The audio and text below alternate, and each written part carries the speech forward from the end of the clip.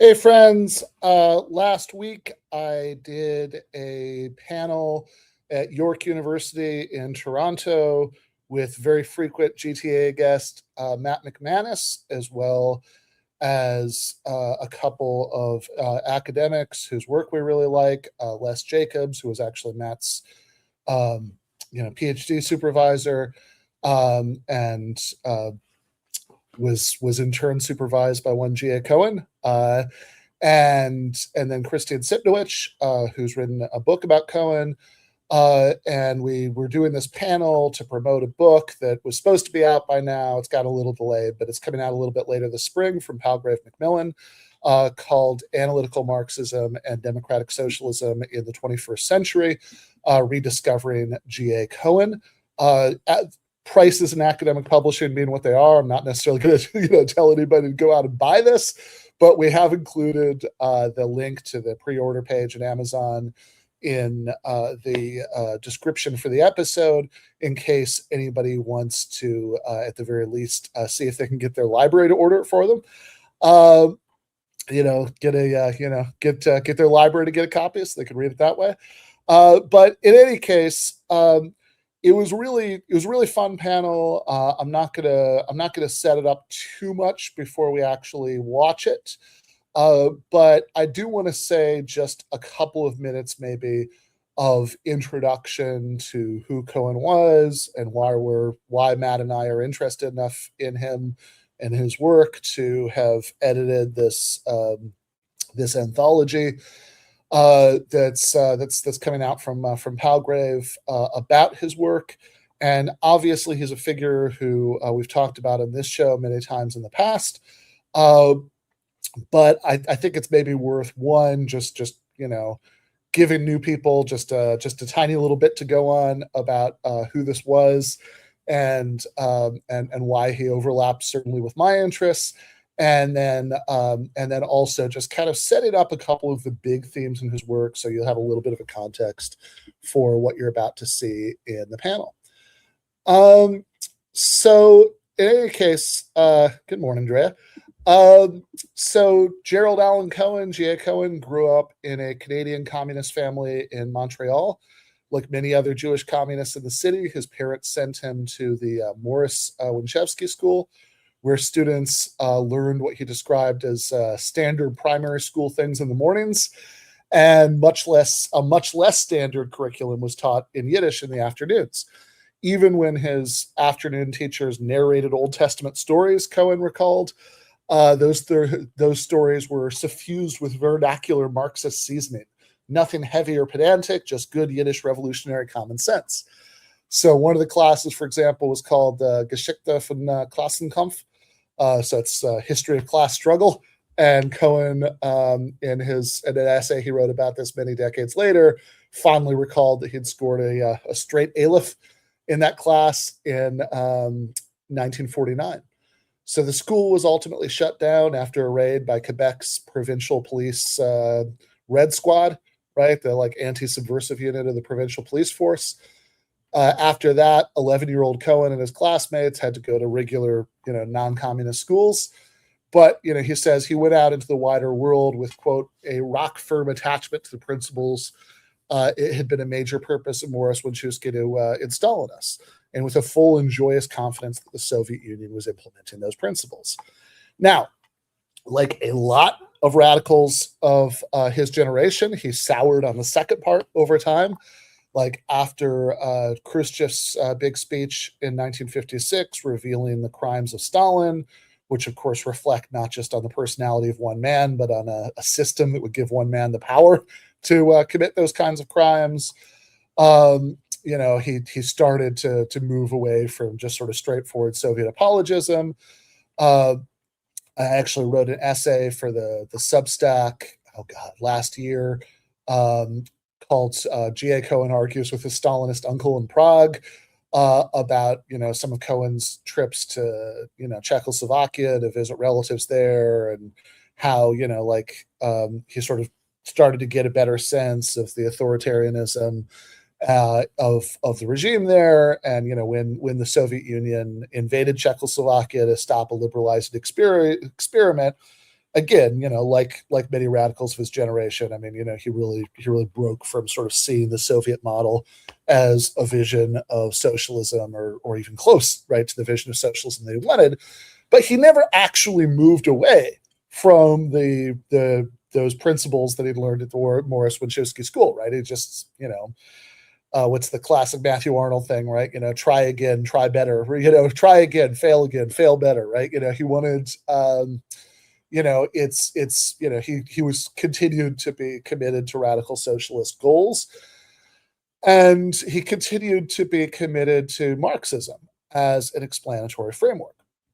And he ended up, going to Oxford, and basically, there's a few more twists and turns to the story, but basically he ended up studying philosophy in this very analytic way, right?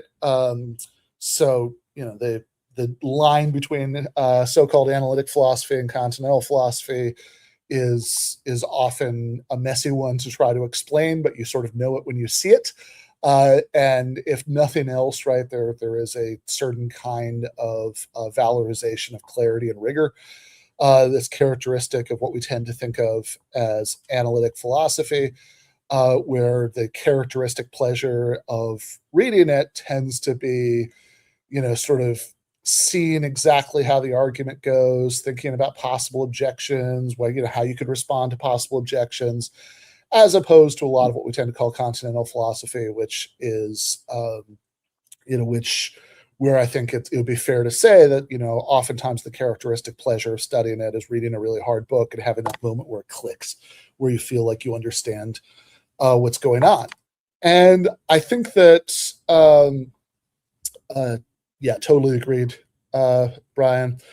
I think the lessons are mostly negative, but, there's some positive. So, and I think there are advantages and disadvantages to both. I think there's good work that's been produced in both. Certainly, my preferred mode of doing philosophy has always been very very analytic, right? I think that the sort of disadvantage that you often get with with at least certain kinds of continental work is because the characteristic pleasure is often that feeling that you've gotten a really difficult book. I think it's easier to have a Emperor's New Clothes effect. That's not to say that all or even most is like that. It's just it's just more prone to that kind of problem, right? That you're passing off shoddy reasoning through obscurity in certain cases, right? That's the sort of problem you're more likely to have to worry about there. Whereas I think that with analytic philosophy, the problem that you're more likely to have to worry about is that you're going down rabbit holes that aren't actually worth going down. That you're spending time on tedious things that you really don't need to spend time on. I think a lot of that comes from science envy. That because empirical scientists often tend to focus on very small questions, journal articles rather than books. That there's a sort of aura of rigor that attaches to that, and a lot of analytic philosophers tend to do the same thing. But whereas in the sciences, very very small points can actually add up to something significant. I don't really think philosophy works that way in the same way, right? So you do often end up going down these rabbit holes to nowhere, and that's a problem you're more likely to get in analytic than continental philosophy. So all of which is just to say, again, there are advantages and disadvantages to both. My own preferred way of doing things is analytic. Doesn't mean I hate continental philosophy. I mean, probably the world's most high profile continental philosopher alive today is Slavoj Žižek, has been on the guest of the show many, many times. Love that guy. But yeah, when I do philosophy, I tend to do it in a very analytic way. And G.A. Cohen, certainly, when he did philosophy, tended to do it in a very, very analytic way. But as he started to do that, he retained all of these socialist and Marxist commitments. And even as like one of his academic mentors was Isaiah Berlin, who was certainly a very harsh critic of all of that, but I think his criticisms were stimulating and useful, right, to a young Cohen. And I think that all of this combination of influences helped lead to what's been called analytical Marxism, or sometimes when Cohen was in a more polemical mood, no bullshit Marxism. And this is I think oftentimes when people hear that phrase analytical Marxism, they get the wrong idea. They think it's like a school of thought where like everybody who's an analytical Marxist like has the same approach to given like substantive issues in Marxism, like the theory of history, or how we should explain what exploitation is, or how to analyze class structures, or any of that, right? But the people that we tend to think of as analytical Marxists, so probably besides Cohen, the other most significant figure is Eric Olin Wright, John Romer, right, is right up there, etc. Right, like these people, right, these were all part of something called the September Group, who would get together once a year, right, in September, to read each other's papers and tear them to shreds. Basically, they disagreed amongst themselves about like everything, right? So it's not a school of thought in that sense, but what united them is that these were scholars who were interested in thinking about Marxism in this methodologically very analytical way, which meant like the ones of them who were philosophers tended to do that in this very analytic style of philosophy, and the ones of them who were sociologists like Eric Olin Wright, or had different economic backgrounds and different economics, right, Romer, whatever, right, had different academic backgrounds in different cases, tended to adopt the sort of standard methodologies of bourgeois social science, because they thought what made Marxism distinctive wasn't that there was some special Marxist way of discovering the truth that was unavailable to non-Marxist philosophers and social scientists.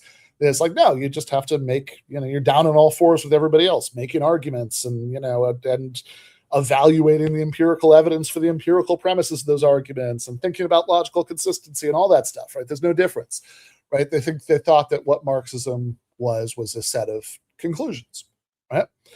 That had to be argued for in normal ways. Okay, so I think that's enough about analytical Marxism. The last thing I want to say before actually showing the panel is just to give people a general sense of some of the main themes of Cohen's work. A lot of it divides into a couple of broad categories. So the book I think there are plenty of antecedents that you can find before it, but the book that's often thought of as like really kicking off analytical Marxism as a current of Marxism is Cohen's book, Karl Marx's Theory of History, A Defense, from 1978. And that's exactly what it sounds like. It's a sort of systematic, rigorous reconstruction of and defense of Karl Marx's historical materialism. And, it also doubles just as like a really interesting reading of a lot of things that Marx said about a lot of subjects. Very, very, very strongly recommended. And of course, Cohen continued to be in those kinds of debates about how to think about, materialist explanations, how to think about historical change, right? Those are debates he continued to be in for decades, and, to some extent, right up until the end, or pretty close to the end. And then, he died in 2009, he put out a new and updated edition of Karl Marx's Theory of History with a new introduction and new chapters and all of that in 2000, for example, right, to give you a sense of the time scale. But then also a major theme of Cohen's work was also thinking about the normative case for socialism, right? Why is socialism better than capitalism? And some of that involves pushing back against those Marxists who thought that sort of worrying about moral philosophy was bad and unmaterialist, and that just doesn't matter. And then, of course, it's arguing, for socialist positions against various kinds of non-socialist positions. So one major probably the first big theme of Cohen's normative work, starting in the late 70s, was responding to Robert Nozick's case for libertarianism and anarchy, state, and utopia, which got a copy lying around, because on the Substack, actually, we're doing a Substack philosophy class where we're reading this, and then we're probably going to read Cohen's book Responding to Nozick after we're done with it. benburgess.substack.com. If you want to join that, just become a paid member and you'll have access to the class. Shameless plug. But in any case, so Cohen said, right, there's this famous line where Immanuel Kant said that reading David Hume, and Hume's writings about skeptical problems, about causation and knowledge and all that stuff, Kant said reading Hume awoke him from his dogmatic slumber.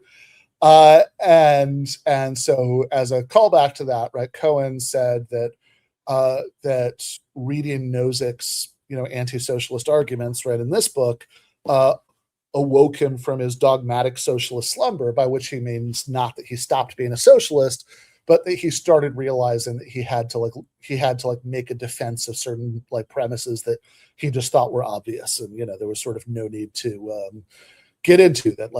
He even as a philosophy professor, of course, he taught ethics classes and all of that stuff, but he always just sort of vaguely assumed that whether you're a utilitarian or a Kantian or whatever, any reasonable moral theory would undergird, right, a socialist commitment, because the moral case for it was so obvious. And then reading Nozick making this rigorous, fascinating case against socialism made him realize that he had to actually launch a defense, which so he wrote a bunch of papers that ended up being collected in a book called Self-Ownership, Freedom, and Equality, which, honestly, I mean, I'm biased, I think is just a absolutely magnificent, piece by piece, point by point destruction of Nozick's argument. Kind of leaves nothing left. It's amazing to read. Thank you, Drea. Current student in that class. And then another big aspect of the normative work that he did was his arguments against John Rawls. So John Rawls is often perceived, certainly Cohen perceived him as a representative of kind of mainstream bourgeois liberalism, and somebody who was, to a certain extent, certainly not like a Nozick kind of position. I mean, he assumed that Rawls was at least good with a welfare state and all that stuff, but that nevertheless, that Rawls thought we don't need to be too egalitarian, because it's actually, there's no problem from the point of view of justice if you have certain inequalities that you need for economic incentives and stuff like that. Again, I'm talking Cohen's perception of him. I think if you look at some of the stuff that Rawls wrote late in life, I think Rawls actually ended up embracing a much more radical position. But certainly the way Cohen perceived him is how most people perceived Rawls throughout most of his career. And fighting with Rawls helped lead Cohen to to his particular conception of egalitarianism, right? The idea that that equality, right, including material economic equality, was was an ideal that that's worth fighting for. And in particular, his view ultimately, which is most memorably expressed, for example, in Why Not Socialism, which I've always said, since this was my understanding, it was posthumously published. I think that's sort of just barely true. One of the things I actually found out in this panel is that from Christine is that it was actually published apparently the day that Cohen died. So literally the end of his career, where Cohen says, sure, look, at any given stage of history, you might not be able to achieve perfect egalitarian justice, but that should always be the North Star that you should be trying to get as close to as you possibly can. That you should that you should be, that, it could be that justice sometimes has to give way to other values. But we should always understand that when it does, there's something important that's being traded away. And later, when an opportunity presents itself, we should try to get closer to perfect egalitarian justice. So, what is perfect egalitarian justice according to Cohen? Well, in the late 20th and early 21st centuries, you have all these debates between different kinds of egalitarian moral philosophers over this question, equality of what, right? In other words, when we say that equality is important and any inequality is to that extent unjust, even if it's an injustice that we have to swallow at a certain stage of history because the trade-off is worth it or whatever, that it's still an injustice. Okay, well, when you say inequality is unjust, that means that you think that there's something such that if that something is unequally distributed, that's unjust. Well, what is it? And it seems like it's not. It can't be. It can't be like literal, just absolute shares of material resources, right? Because surely, if a paraplegic has more resources spent on his daily upkeep than I do on mine, that's not unjust in any sense, right? I mean, if the paraplegic needs more resources to get up to anything like the level that I can just be on a day-to-day basis without all those, without all that money being spent, without that share of the material output of society being spent on me, even in a sort of moneyless future communist utopia, there's surely no injustice there. And you could say that it's just equality of opportunity, right? That's the thing that that we should care about. That's the thing that as long as we have that, then everything is fine. In fact, that's what a lot of sort of pro-capitalist ideology ends up focusing on is equality of opportunity, right? Think of Jordan Peterson. I'm not going to do the Canadian Kermit the Frog voice. Just after returning from Canada, not going to do it today. But Peterson will be saying like, well, equality of opportunity, that's wonderful, noble, right? Equality of outcomes, right? That's bad. Well, what does somebody like Peterson mean by equality of opportunity? It seems like he means roughly what Cohen would call bourgeois equality of opportunity, which just means there's no like legal obstacles to getting ahead, to getting as much or more as anybody else has. And look, that's not nothing, right? Like to the extent that in the world around us we've achieved bourgeois equality of opportunity, that's the greatest progress made in like all of human history so far. Think about societies that were conspicuously lacking in equality of opportunities. Slave societies didn't have bourgeois equality of opportunity. Feudalism didn't have bourgeois equality of opportunity. There wasn't a mechanism to go from being a serf to being a lord. If you were born a serf, you were a serf, and that was that legally. Apartheid South Africa doesn't have bourgeois equality of opportunity. Didn't have bourgeois equality of opportunity. The kind of gender apartheid they have in contemporary Saudi Arabia, right, is a denial of bourgeois equality of opportunity. So bourgeois equality of opportunity is really important. But is that the only kind of equality that matters? Right? I mean, this is like the Anatole France quote about how the law and its majesty gives the poor and the rich,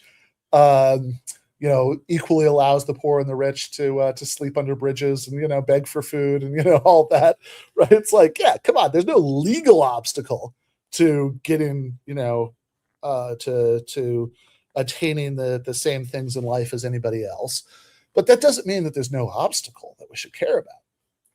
And then Cohen says, okay, well, maybe there's like left liberal equality of opportunity, where you recognize certain kinds of social obstacles and you try to overcome them. He gives Head Start programs as an example of that.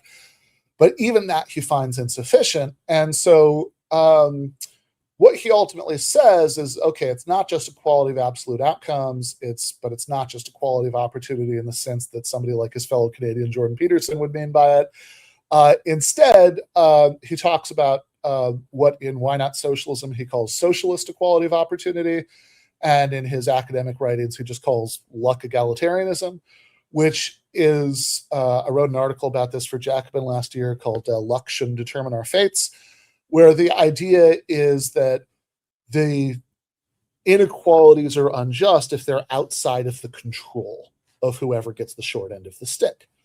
So if,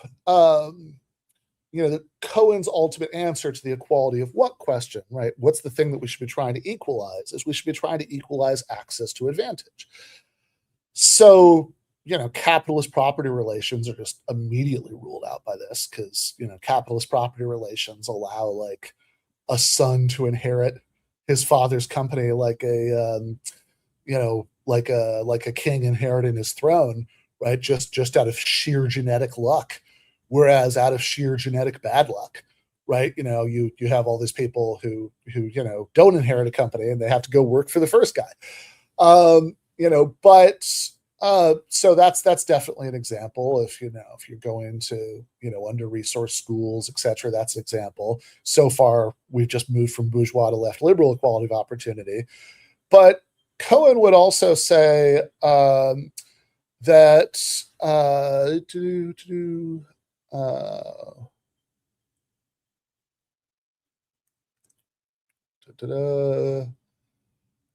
okay. Reclaim Dasan, I could not possibly be more jealous of you. I literally never heard Cohen's name until after I was already done with grad school. So I don't know where the hell you went to school or if it's just the difference in chronology, but I am painfully jealous. But in any case, so Cohen thinks that the thing that we should be trying to equalize is access to advantage, and that any sort of unchosen disadvantage, meaning that you're gonna have worse material outcomes, violates this. Certainly, some people being born into poor families and some people being born into rich families is a problem for this. Even if upward mobility exists, it's still harder to be upwardly mobile through the class structure than it is to be born on top of it. So it's still a violation of socialist equality of opportunity if you have to be upwardly mobile. But also, so do disadvantages that are on the inside. Right? That, some people, like if you think about the cocktail of natural talents that help people attain the skills that that make it easier for people to attain the skills that help them be upwardly mobile if they're like born into a poor family, and your upward mobility ramp, or to switch metaphors from the ramp, to climb the ladder, right? Like if the ladder you have to climb is a sort of PMC career ladder where you do really well in school and then you get a certain kind of professional job and all that stuff. Well, think about the cocktail of cognitive advantages that that are going to be relevant there, from testing well to certain kinds of focus advantages, to certain kind of outgoingness that helps you schmooze in the right ways, to etc. Well, these are all unchosen, right? Now you can get better at any of these, but your starting points are unchosen.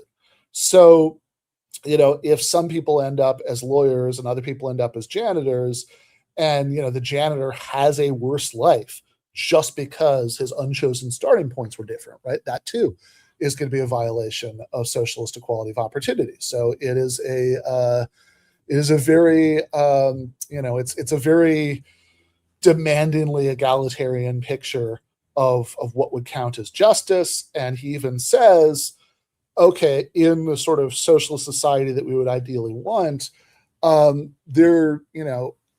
like you're not doing an injustice to anybody in the distribution of resources if they don't have any unchosen disadvantages, right? If they're not worse off because of any factor beyond their control. But even when there's something that's a factor that's within their control, you could still have a problem.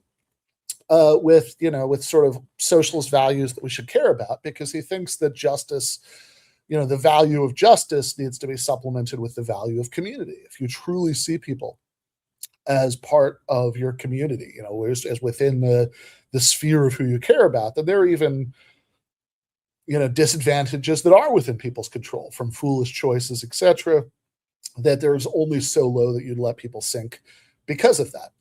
Right? So again, his view, as opposed not only to the Nozick's of the world, but also to somebody like Rawls, who thinks that certain inequalities can actually be just if if they ultimately benefit the worst off by making there be economic incentives that end up making things better for everybody. Whereas Nozick said, Cohen says, no. Even if sometimes at a certain stage in history you might have to swallow a little bit of distributive injustice for the sake of like economic efficiency or other values, you should always keep an eye on what you're trading away, right? So when the opportunity presents itself, you can get closer to that egalitarian justice. Reclaimed. That's the Rawls Cohen distinction.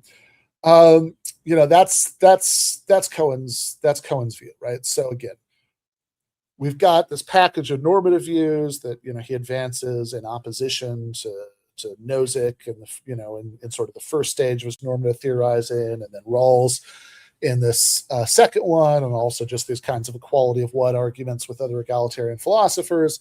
And these underlie his normative case for the desirability of socialism. And then we've got his work in historical materialism and Karl Marx's theory of history, where he's worrying about things like, okay, if you explain why one form of society replaces another, like capitalism replacing feudalism, through capitalism's advantages in developing the forces of production, is this ultimately working out to be in a weird kind of backwards causation, because the fact that it's going to be better at that later is why it arose now? How does that work? Right? And he says really smart, really interesting, really clarifying things about that in his book.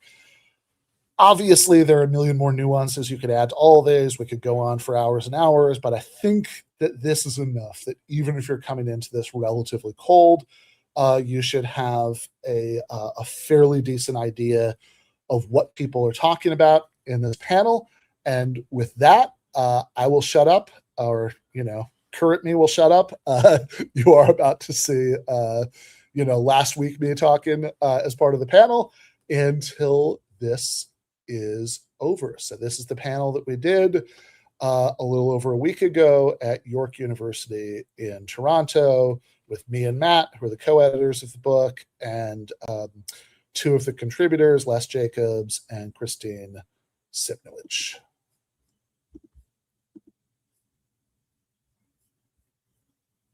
Welcome. We're very glad you could be here for this discussion of analytical Marxism and democratic socialism in the 21st century, which is deeply inspired by our reading of G.A. Cohen, in particular in the forthcoming volume that's going to be coming out in a couple of weeks, which is a bit hard to believe, actually. It's been a very long time. It's been a very long time, several universities ago for me in that case, right? So the way that this is going to break down is myself and Dr. Burgis, we're very briefly going to talk a bit about the inspiration behind this volume, in particular why we think it's important to revisit G.A. Cohen's legacy in these troubling times. And then each of the participants for this volume that are here are going to talk a little bit about their paper and how it resonates with contemporary political events. And then, of course, we'll have the fun part of this, which is the Q&A and all that. Dr. Burgis and myself envisioned this volume quite a long time ago, actually, right? We've always had...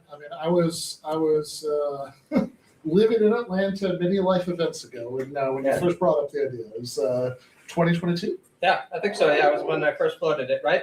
It's kind of surreal, actually, to finally see it come to fruition, right? But the main thing that was an impetus for it was twofold, right? First was the very clear fact that reactionary politics in the United States and in much of the rest of the world wasn't going anywhere. Many of us had hoped in 2020 that Trumpism had turned out to just be a blip in the radar, kind of fly in the ointment, and everybody was going to wake up collectively a little bit hungover, and then that would be the be-all and end-all of it. Around 2022 and 2023, it became sadly obvious to many of us on the progressive end of the political spectrum that this was not going to happen, that Trumpism was here to stay, and many other forms of right-wing populism actually seem to be taking impetus and inspiration from his populist and authoritarian gestures. And that led to the second inspiration, which is how is it that liberals and progressives and Marxists should respond to the rising trends in right-wing populism. And G.A. Cohen might seem like an unusual pick to respond to these events, but what really attracted myself and Dr. Burgis to him was the combination of analytical rigor that his work has always displayed, and enormous moral power and force, which I think many of us think is often lacking, unfortunately, from many of the more critical iterations of left-wing theory that are very good, as Mark Twain once put it, at trashing the society we live in, but not necessarily the best at indicating what should replace the society that we live in a comprehensive way. So Cohen, of course, is well known for his articulate defense not only of the analytical Marxist approach to history in his famous book on that subject, but of his moral defense of democratic socialism, grounded in several different principles, most notably a principle of community, a principle of liberty or freedom, and of course, a principle of community. I think that personally, all three of these principles can be understood as ultimately deriving their power from the legacy of the Enlightenment, particularly the revolutionary principles of liberty, equality, and fraternity. And I think that one of the key goals in this volume is to demonstrate that all Enlightenment doctrines need to be on watch right now against these various irrational forces that are currently trying to undo this project, which means that we should be looking at what conciliates between all of us with the ambition of hoping to be producing a more progressive politics for the future. So that was my ambition when crafting this volume, and I'm really proud of all the contributors that have really offered some truly seminal kind of examinations of the subject matter. And I'll pass it on to Ben. Yeah, I mean, I think that maybe in my case, I was thinking less about the politics of the here and now as regards Cohen, and more just sort of long-term theoretical obsessions. Although of course, one hopes that those obsessions will ultimately serve a better politics in the here and now. Otherwise, what's the point? But I always suspected this volume was Matt's idea. He floated it to me originally, but I always suggested that part of the reason is that I've contributed to several other books that Matt has edited over the years, and I keep on writing about Cohen over and over again. And so I think eventually he was like, well, let's just do something on Cohen. So you could be on topic for once, buddy. But it's I think it was really exciting to do because I learned a lot from the contributors. We had people who in the volume who were students of Cohen. We had Christine, who's recently written a book about Cohen's political philosophy, and so this is a figure I've been very fixated on for a long time, but this is also the best possible kind of editing experience when you're actually learning a lot from what you're reading as an editor. Absolutely. And I should say, last but not least, one of my personal inspirations for this was my supervisor was a Cohen student, and for a long time, I remember you and I used to talk a lot about Cohen and some of the anecdotes around him and what it was like for you to be supervised. And so I thought there was a bit of a touching genealogy there also that I was looking to tap into. So that was our inspiration for the book, right? And I'm going to go into some detail about my paper and related to another project that I'm working on to try to kind of demonstrate the conceptual links between the two. And Ben will also talk a little bit about his own approach to this. But right now, we just wanted to pass it on to our other contributors. And I think we were going to start with Christine and her contribution to our paper. Cool. Great. Thanks. Well, thanks very much, Matt and Ben, for organizing the book and also for organizing this occasion. It's unfortunate the book launch does not have a book yet physically present to be launched, but the book is here in spirit, I guess. That's the idea. And hopefully it will be in everyone's hot little hands before too long. Yeah, so I wrote a book, as Ben mentioned, on Jerry Cohen, which was published about a year and a half ago. This is it. And I also edited a book in honor of Cohen with essays from some of his largely Oxford colleagues. My essay in the book that Ben and Matt have edited is on Cohen's idea of socialist justice, and I look at that from the point of view of both distributive justice and justice in the sense of legality. And it picks up on some of the themes of my book, as you might expect. And in the book, I explored Cohen's thought in terms of paradoxes.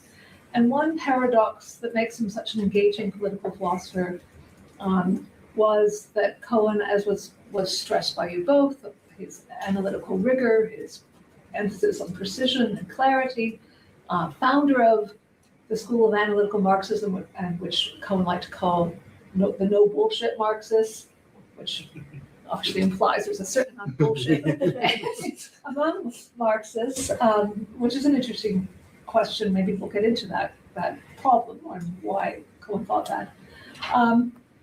But at the same time, despite that emphasis on rigor and clarity and analytical precision, which sounds a little austere, Cohen was such an engaging person, and that personality comes through in his writings, because his writings were full of anecdotes and recollections and lyrics from Union songs and stories about his family and so forth.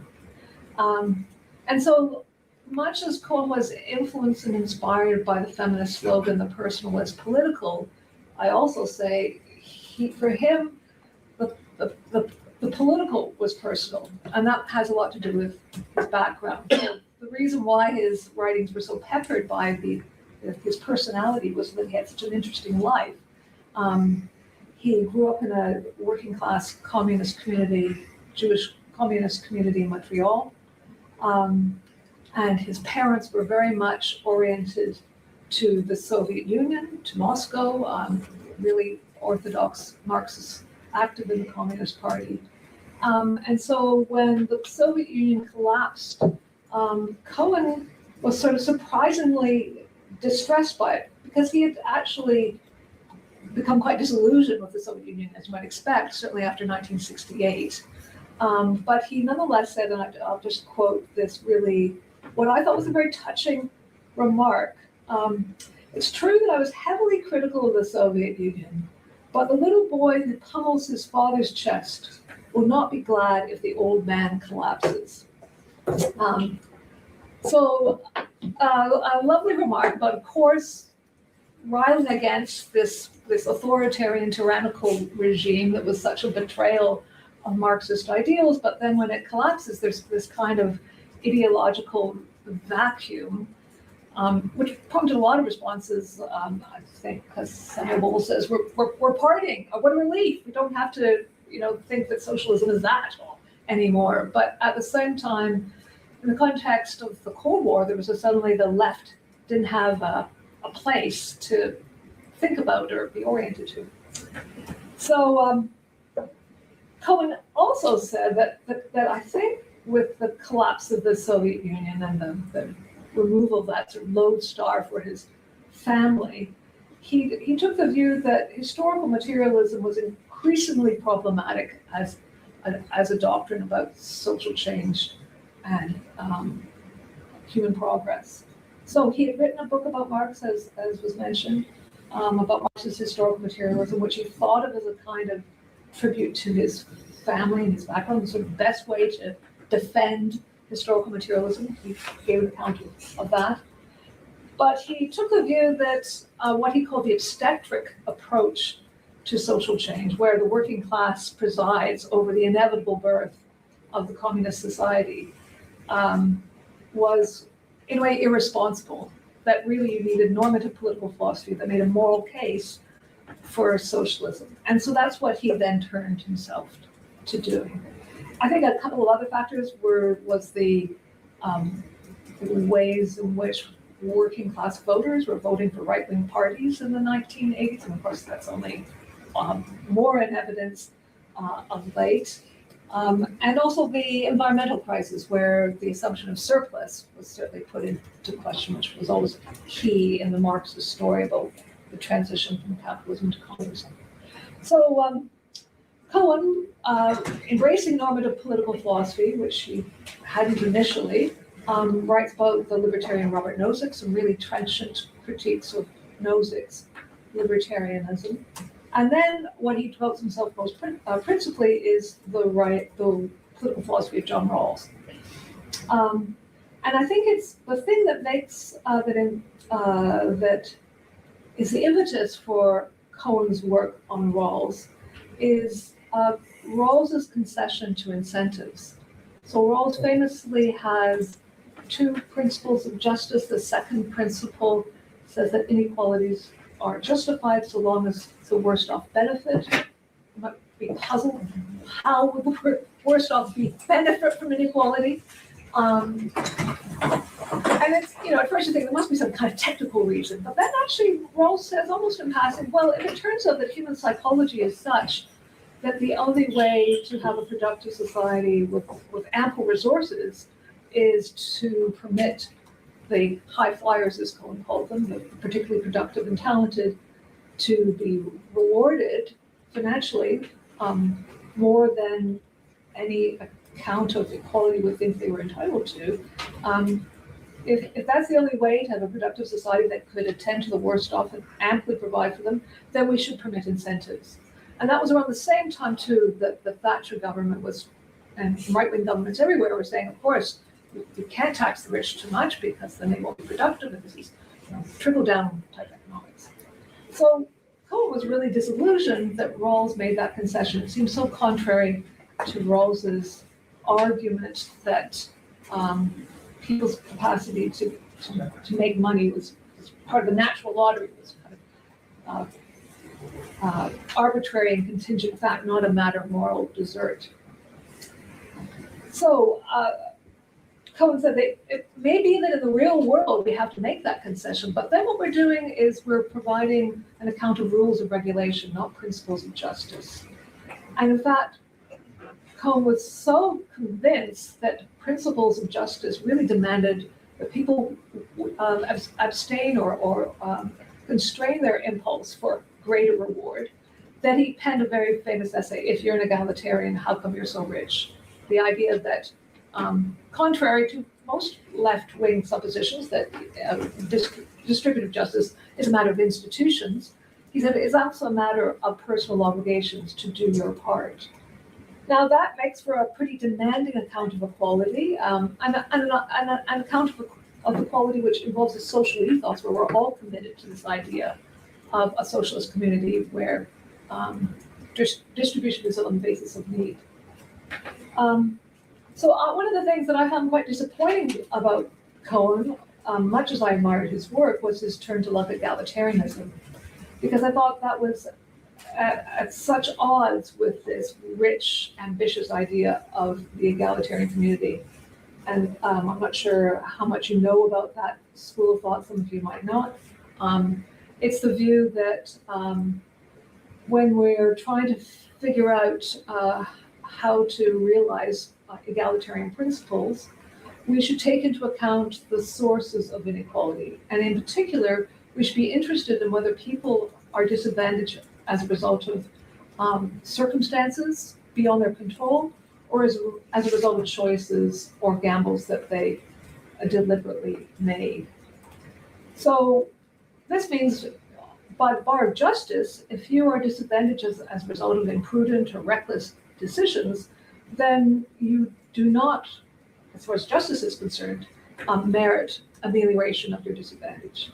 Now, Cohen did say there's a principle of community that pulls in another direction, but it looks like justice has this strings attached account. That is, there are certain conditions that have to be met in order for your disadvantage to be remedied.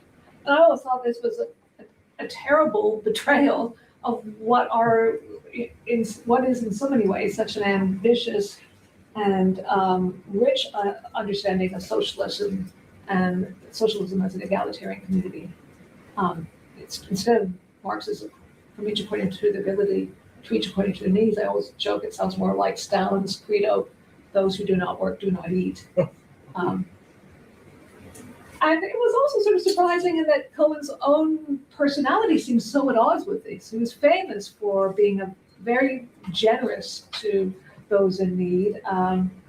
He would give to beggars on the street. In fact, he would famously hand over a £5 note and say, "You must spend this on alcohol," to sort of undermine the usual moralistic understanding of charity as somehow requiring, the deserving poor type idea. So how to reconcile that with this embrace of egalitarianism? I was talking about this with Jonathan Wolfe, who said, Ronald Dworkin is to blame. And, let's blame Ronald Dworkin on that. I think maybe real world considerations, much as he, thought of political philosophy as an analytical exercise and not really an exercise in shaping social movements particularly. But I think that point that I made earlier about the decline of working class support for left-wing parties meant that he was moved by the worry that working class people would see the welfare state and socialism as giving to the undeserving, the problem of welfare bums. And indeed, there's a quote that Nicholas Rizales and I both like to invoke, where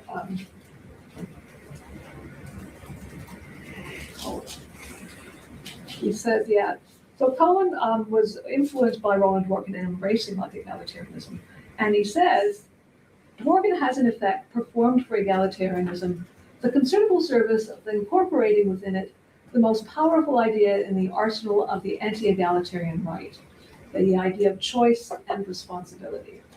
So it seems that, maybe the real world was weighing on him there, and he thought this was a way of responding to that. It may be that worry about, clipping the wings, perhaps, of the socialist project in light of the real world context, might also be why Cohen doesn't say more about his idea of access to advantage, something else I talk about in my essay. Access to advantage is what he thinks we're trying to make more equal. And one of the things about it is that you can see some links with the socialist understanding of the ideal socialist community being one where we have all-round development, where we develop we self-realize, we engage in creative labor, we have relationships of fraternity. And Cohen didn't really push that very far. He certainly didn't tackle Rawls's abstinence on those questions. And Cohen did say that the question political philosophy addresses is not what to do, but what to think, even when what we think makes no difference to practice. So I think we have an interesting kind of a paradox between the real world sometimes seemed to weigh on Cohen in terms of what he embraced and how he negotiated his political and philosophical interests, but also his insistence that ultimately we shouldn't be doing rules and regulations, we should be thinking of principles of justice, and indeed those principles of justice, he said, should be ultimately fact-independent, very sort of metaphysically peculiar view that lots of people were very critical of. But philosophizing about the ideal, I think, is more motivating than Cohen might think. So that distinction between what to think rather than what to do maybe is overdrawn. Think of the current context and the cost of living crisis. In fact, we're not stressing personal responsibility. We're not worried about personal responsibility, whether people made the right choices, whether they were prudent when they say they can't afford to put food on the table for their families. So I think egalitarianism actually kind of misreads the political climate, certainly the current one. I don't hear that welfare bum rhetoric right now. I think that's just seems so beside the point in the current context. And as well, I think we're much more conscious that some of those socialist ideals about how we're to live well seem all the more important. Look at the happiness surveys that have been coming out. Canada's standing has gone down in social media, for example, is among the reasons that people speak about it. It seems that capitalism not only makes for inequality, it makes for deep unhappiness, alienation, loneliness. So I think at a time when irrational thought in the service of inequality, division, and alienation is rampant throughout the world, Cohen's example remains vital, but let us hope that thinkers on the left will carry on Cohen's legacy of astute analytical criticism, but without sacrificing the ideals of community and fellowship so crucial to the ideal of socialist justice. Thanks. Thank you very much, Christine. So now we're going to hear from Dr. Les Jacobs, who has a very interesting and actually quite affecting contribution to make. Yeah, personally, I didn't know what Christine was going to talk about, but it maybe dovetails a bit, and maybe appear like there's a lot more kind of agreement. But I'll say a couple of things about Jerry Cohen that you don't normally hear. Right? Sorry, you don't normally hear when people are talking about academics. One is he was incredibly funny. It's hard to overstate how funny he was, and he was unmatched in terms of his ability to impersonate people, and especially to impersonate other academics. So there was always a sort of funny piece about him, and in a sense, for somebody who was so serious in a sense about what he did, it was actually a really refreshing kind of sense. He took himself really seriously, but on the other hand, always in the background, there was an interesting, and you know, on a sort of pretty personal note, what I sort of took from my experience with him as a graduate student was that in a broader kind of context, certainly in Oxford, but even as an undergraduate in Canada, I didn't find that most academics talked much about the family and so on. And actually, I found that really positive. And he had a terrific interactions with I have 4 kids, with our young kids. And I was always he was always of the view that of course you can balance having a robust family life with being an academic. And it was a sort of an aspect of it. And it's sort of, and on a personal level, he, my wife and I house sat for them 3 years in a row when they would they would go off.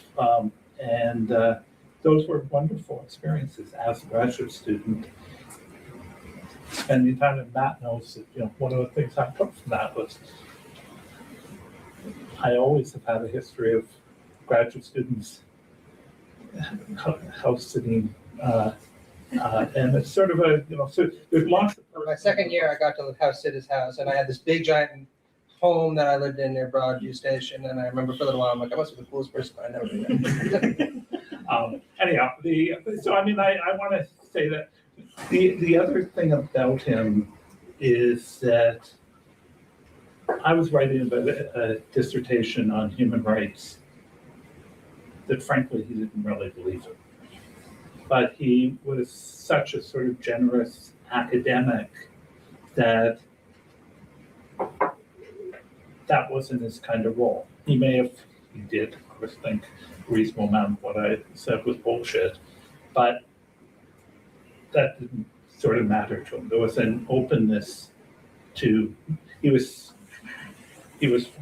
constantly criticizing what I wrote, but it was done not because he disagreed about, but because he was really good at marshalling great arguments and critiques. And that's again sort of something that is not typical of a lot of Marxists. there's sort of a funny footnote to that. When I came back to Canada and started teaching at UBC, I taught there a course a number of years in a row on analytical Marxism. It was fine, but it was not a department that had really almost any Marxism. And when I came to York, I thought, oh, I'll teach a course on analytical Marxism the first term I was here. And it was a disaster because, if you're teaching analytical Marxism, you're teaching around really strong critiques of the labor theory of value. You have a measure of skepticism about historical materialism. You have innovative constructions of exploitation that are tied as much to egalitarianism than they are, because they're no longer relying on labor theory of value. There's sort of an interesting sort of nuance, and it was a sort of funny experience about how I never taught that course again. The entire time I was at York, because of the lack of reception, the positive reception it got, particularly among my colleagues in political science. And so those are sort of... What a coward. No, I agree with that. Now I can say that. But, I was 20-something, and it was Fair enough. a different measure.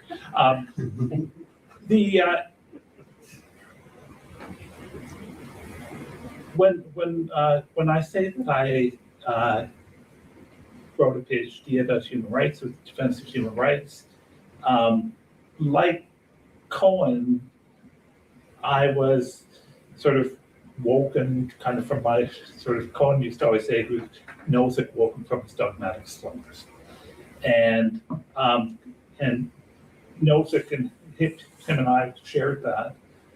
But I came from a leftish tradition of Charles Taylor, C.B. McPherson, that kind of tradition that broadly embraced human rights, but through a particular left-wing liberal kind of slant.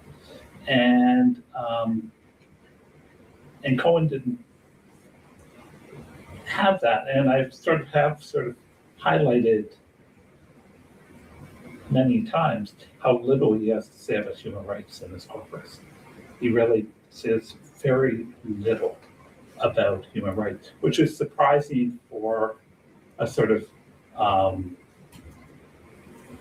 in a sort of post-Orwellian, or sort of a in a context where many left-wing critics have some kind of commitment to human rights, whatever else they have. Again, that shifted, of course, for different reasons, but at the time. And in my paper, it's written more about the surprise when Why Not Socialism was published, the book was published just weeks after Cohen died. I hadn't seen it in draft. I don't know, did you see it in draft, Christine? Well, it was published about 10 years earlier in a collection that Rawls had edited. Different paper. If you read the two, there are significant differences. Differences that the new one explicitly embraces egalitarianism. That's huge, in my view, huge difference. And it was the little book, Why Not Socialism, actually came out the day he died. Oh, was it actually? Yeah, it was. Yeah. And to the best of my knowledge, she didn't share it very widely before it was published. But I was struck by sort of the two things. One is that in his critique of Rawls, he has very little to say about equality of opportunity, even though it's the first principle, the first part of the second principle. And he rests the argument on his vision of socialist equality of opportunity. And he contrasts it to what he calls a sort of bourgeois view of equality of opportunity, where people just have equal opportunities to become unequal, and what he calls the left egalitarian liberal equality, or left equality of opportunity, where people don't benefit from their circumstances, but they can benefit from their natural talents, or something of that sort. And Cohen's argument about socialist equality of opportunity is it's not only you're trying to mitigate for difference in circumstances, things like class and race and so on, but also natural talents. And on the surface, that seems straightforward. But Cohen, because of his sensitivity to the problem that he had pressed with the difference principle in Rawls, argues that the role of community is to set constraints. And in my view, when he looked at the role of human rights in the traditional sort of human rights context of human rights setting constraints on what governments can do and so on, that community, that was the role of community in his sort of framing. But the sort of kicker is, as Christine sort of already alluded to, that Cohen accepts that there can be inequalities under socialist equality of opportunity that can be justified if they're tied to what he calls option luck. So people's gambling. So his example is if two people invest $100 or gamble $100, one person gamble results in $150, somebody else has an outcome of $50, that was an acceptable outcome under equality of opportunity.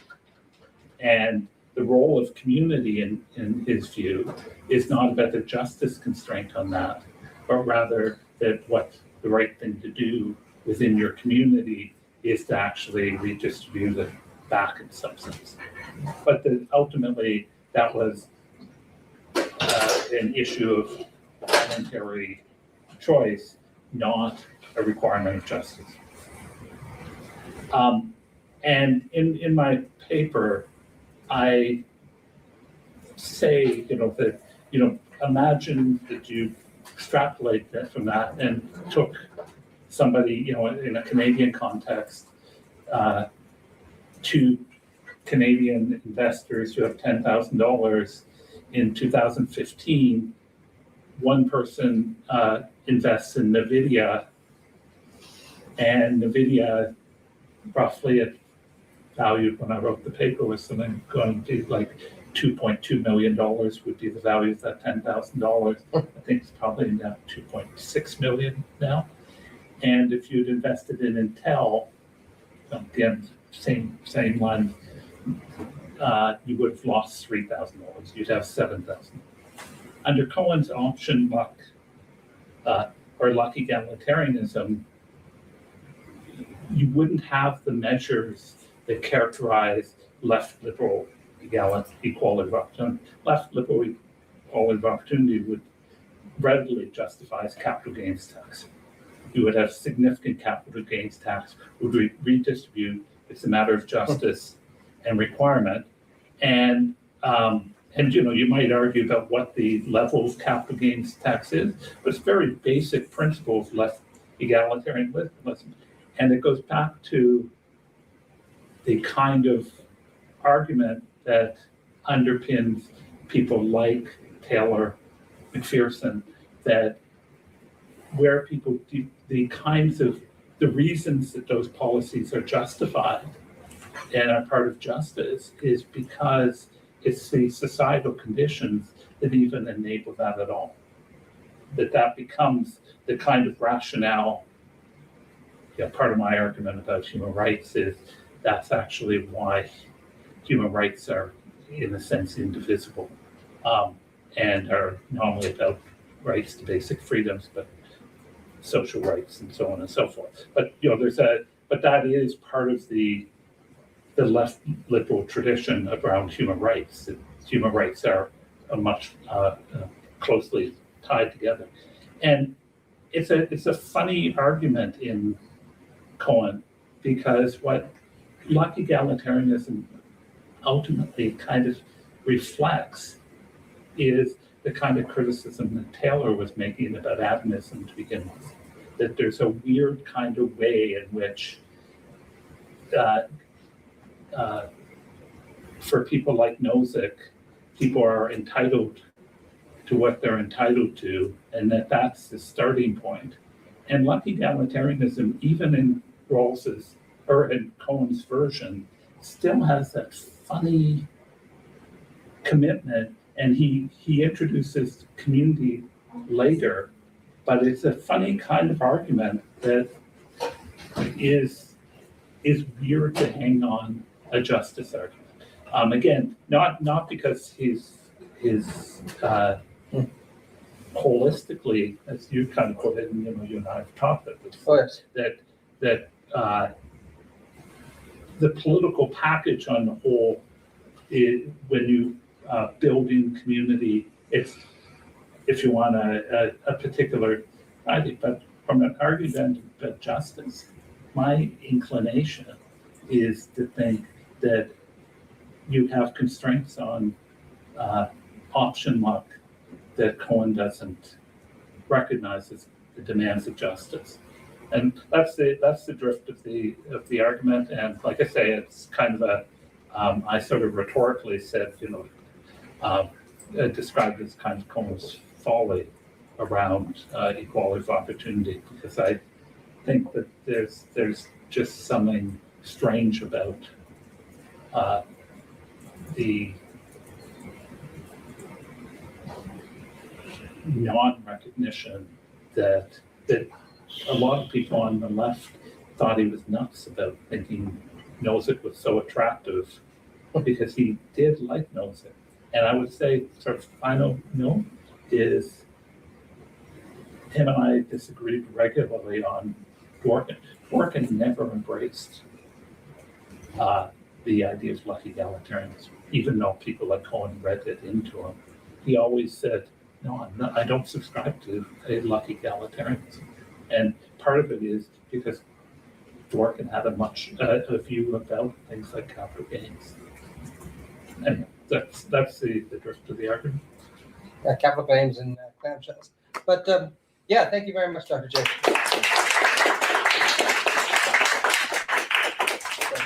My presentation is going to be, again, talking about our collection and, the influence of G.A. Cohen on my own work. Pretty much copied and pasted from the paper I contributed to this, but it also draws very heavily from my other book, The Political Theory of Liberal Socialism, which makes the case for retrieving this tradition in a distinctively Macphersonian manner. No need to have read it or anything like that, though. I'm just going to kind of gesture in that direction. And my contribution is going to anticipate some objections that Cohen and other socialists concerned with justice might make towards liberal socialists, and try to respond to them. And this is going to draw very deeply on some of the themes that Les was talking about, particularly the importance, I think, of Rawls to any sustainable socialist project in the 21st century. So that, by the way, is the volume that's coming out in a couple of weeks. It was supposed to be here by this point, but as the publishing industry goes, it's delayed a little bit. But you can probably pre-order it now and actually get 25% off. So still probably be $100. So Cohen was born into a working class Jewish communist family in Montreal, Canada in 1941. Militantly political, his family brought him up in their radical politics. He later attended McGill University in Montreal before moving on to Oxford early on in his career. At Oxford, Cohen was introduced to analytical philosophy, which many people at York, myself once upon a time included, dreaded as the kind of place where interesting thoughts go to die in minutiae. But analytical philosophy, I came around to it under Les's influences, stresses things like rigor and precision over our creative and artistic intuition of the sort that you see in, say, Althusser's works. Cohen famously once said that he had a fondness for Althusser until he weaned himself off of that, right? And personally, I come around to the idea that that's the right approach to take. Cohen was also deeply influenced by the analytical approach in other ways, in particular stressing the importance of being relentlessly critical, even one's own forebears. Hence where the title No Bullshit Marxism came from, which many people have been deeply offended by. And I should also add that the original title for our collection was going to be No Bullshit Socialism. And I really pushed that very, very heavily until the editor told me, it's not going to happen, get over it, right? There's a swear word in your title. And I kind of was crestfallen and just decided to accept our much more boring title. He passed away in 2009 at the age of 68. And I think that's actually quite a tragedy in some respects, since, of course, the Great Recession broke out almost immediately afterwards. And just generationally, as a millennial who came to York shortly afterwards, I think that had he been alive, he would have had an awful lot to say about the recession, the impact it had on many people, and still does in many respects. Lord only knows what he would have written about Trumpism had he been alive until 2016. One can only speculate. So Cohen's work is often periodized and broken down, but despite its rigor and clarity, it's quite hard to systematize it. Actually, I think that Christine's book is probably the best effort in this respect, right? Kind of laying all the pieces together. And this is because unlike figures like Rawls or Hayek, or for that matter, Nozick, he never published a single big book that ties everything together the way Anarchy, State, and Utopia ties everything together for Nozick, or Theory of Justice and Theory of Justice 2 and Theory of Justice 3, Justice as Fairness Restatement, really does that for Rawls in several different ways. Oftentimes, scholars will distinguish between his early Marxist phase, which, depending on when you want to label it, is usually seen as going from 1978 to 1995, or maybe 1991, where you see him defend the Marxist theory of history, refine a new account of exploitation, talk about the importance of people like Hegel to Marx, criticize every other Marxist on its done. And then there's sometimes what's referred to as his political and moral phase, which runs between 1995 and 2009. Where, again, he abandons what was called the obstetric vision of history, or at least is very critical of it, saying, look, there's no guarantee that socialism is going to arrive. This kind of very orthodox view that we don't need to make moral arguments because the science of history shows that socialism is coming. You can maybe speed it up or slow it down, but that's all you can do. It's just not going to cut it any longer. And so he starts to make arguments for a kind of socialist equality of opportunity, community, freedom, all those other things. And the moral phase is often acclaimed, including by me, because what's really impressive about it is you see Cohen making very deep arguments and entering into very deep dialogues with many figures on the right, most famously Robert Nozick, who he wrote effectively a book-length critique of, but also other figures like essentially Margaret Thatcher, who became something of the villain for a lot of his regular work. I just want to say personally, I myself was really deeply influenced by that, since any of you who know me will know that there's not a Ben Shapiro book out there that I won't pick up and read at some point. And I feel very grateful for the opportunity to do that personally. So Cohen evokes several different principles over the course of his career to defend democratic socialism. And this is why he tends to argue that democratic socialism would be a better system than any other, because it embodies and instantiates our respect for moral principles we have reason to care about better than any other. Firstly, Cohen will often argue that democratic socialism would be freer than any other society. And you see him make these arguments, particularly in his I still think his best essay, the one on money, right? I mean, I think they're just Cohen at his very best. Secondly, Cohen will often say that democratic socialism would be better at securing a deep sense of community and opportunity for all. This is particularly the argument of Why Not Socialism, which, as Christine points out, was released apparently the day of his death. I didn't know that. I am not especially fond of this book, not because I don't care about community. I love community. That's why I came back to York to hold this thing. But yeah, I just don't think this makes the best case for it. And finally, Cohen argues that democratic socialism, surprise, would be more egalitarian than any other alternative system. And in so doing, demonstrate a certain respect for the sacredness of life. All of these principles are important. And if I had a million years, I would talk about my thoughts on his views on all of them. But I'm going to focus on equality here. And the reason is because I think that equality was probably the most important principle for G.A. Cohen, and I think it'd be very hard to argue he didn't think it was the most important principle that socialists should be beholden to. Oftentimes, Cohen seems to suggest that equality supports other principles. A more egalitarian society would help secure a principle of community. He also often stresses, like in the paper on freedom and money, that a lack of money contributes to a lack of freedom, so a more equal distribution of resources in some way, shape, or form would help people to be more free. For instance, if you want to travel on a train, you're not able to do that unless you have money. That's a restriction on your freedom. That's on a par with the Soviet Union, where you had to ask the government's permission to travel. But there's a sense in which equality seems to be the most central to his artwork. And I'm going to argue that I think that in some respects, he overemphasizes at least some aspects of egalitarianism over respect for the other principles of justice that socialists might also have reason to cherish. So the main work that I'm going to be looking at is Rescuing Justice and Equality, which is quite an unusual book. What's very unusual because it's kind of divided very cleanly into two. The first half of the book is a very deep, very probing critique of John Rawls. Although it also includes the observation by Cohen himself that he could be characterized as a left Rawlsian, and he wouldn't object to that, which is quite shocking. And then the second half of the book is quite a deep and very interesting meta-ethical analysis that makes the case for the fact independence of norms, that we shouldn't necessarily believe what we do morally because of our adherence to or our respect for certain kinds of social facts, which is an unusual position to take, especially for a Marxist, and I'll get into that in a few seconds. So much of Cohen's work involved, as mentioned, dialoguing at great length with libertarian and liberal thinkers like Nozick and Dworkin, arguing for a more egalitarian approach to justice. But perhaps his most extensive and complicated dialogue was with John Rawls, kind of his ultimate frenemy, if you were, who he responds to in many, many different places. In 2008's Rescuing Justice and Equality, again, he argues that he wouldn't object to being called a left-wing Rawlsian, and makes the very un-Marxist claim that our approach to justice should be trans-historical and disregard social circumstances to a certain extent. And since Rawls himself notably aligned with a tradition that he called liberal socialism or property-owning democracy, at least by the time of his last book, Justice, Fairness, and Restatement, I think it's worth thinking about what liberal socialists would say in response to Cohen and his objections to this very particular Rawlsian outlook. This is a very long, very complicated book, hundreds of pages, right? So I'm just going to be able to give you a sense of the flavor of it here, a little taste, as it were. So Cohen had enormous respect for Rawls, right? There's just really no doubt about it. And he often makes clear his enormous theoretical debts to him, particularly in the late Moore period. However, in Rescuing Justice and Equality, he takes issue with Rawls for not being sufficiently committed to egalitarian justice, revisiting themes from his series of lectures and papers, If You're an Egalitarian, Why You're So Rich, amongst others. Summarizing all of Cohen's objections in this very long book would take a lot of time, so I'm just going to focus on two.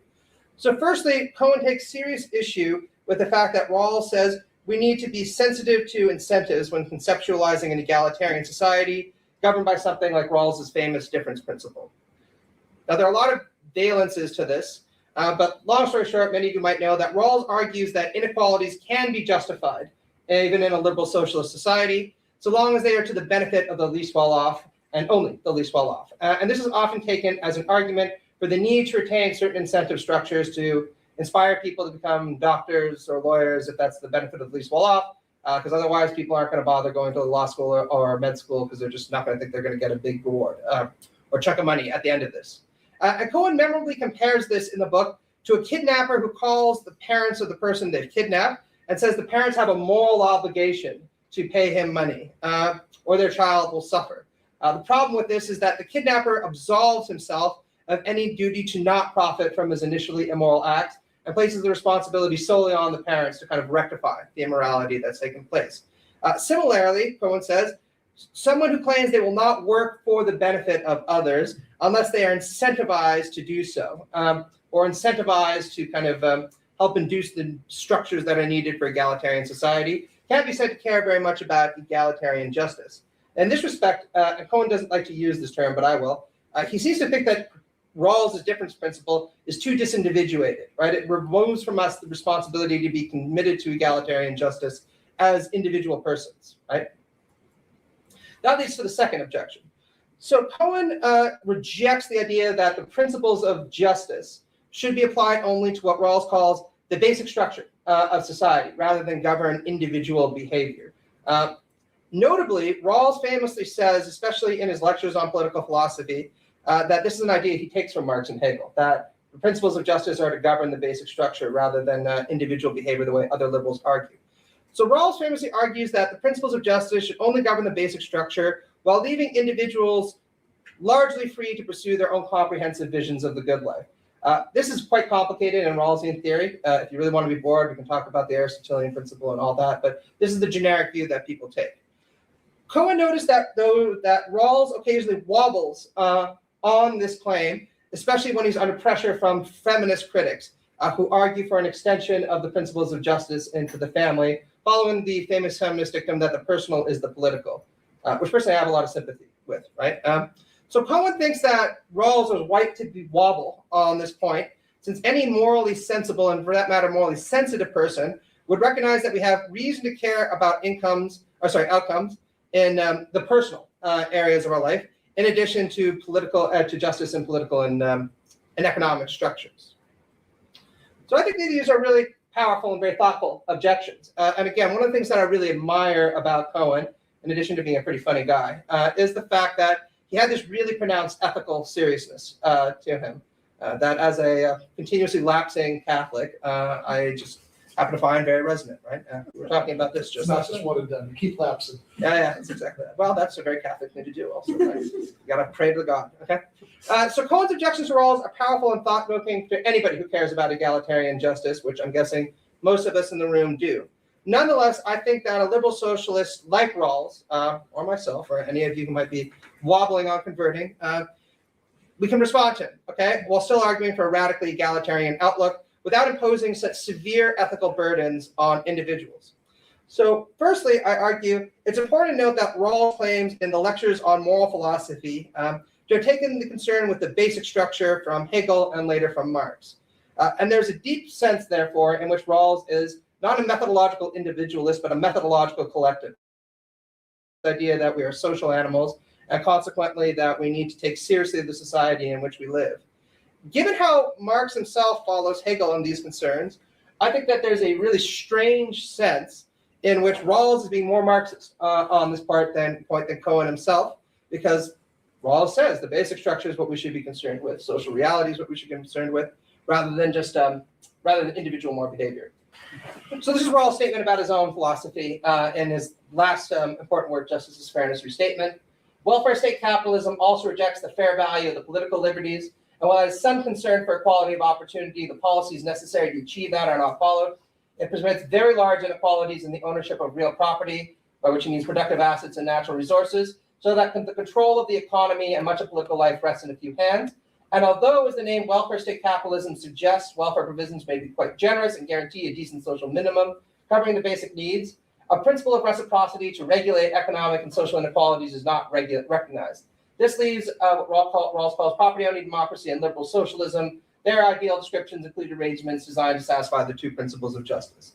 So those are the kind of regimes Rawls comes down on in the end, in his typical very evocative and poetic prose, right? That everybody has just come to love. So my claim is that this kind of objection that Rawls is actually in some ways more Marxist than Cohen shouldn't concern us all that much. Since if you're a good analytical Marxist, you should probably say, well, so much the worse for Marxist dogma then. If Marx is wrong about that, then we should just say, not to hell with Marx, but at least he was wrong about that. But it is an odd thing for Cohen to say, given that as late as the 2000s, he was still defending versions of the Marxist theory of history. Right? He released a new book version of Karl Marx's theory of history defense, and he never really seemed to have given up at least a certain fixation, or fascination at least, with historical materialism.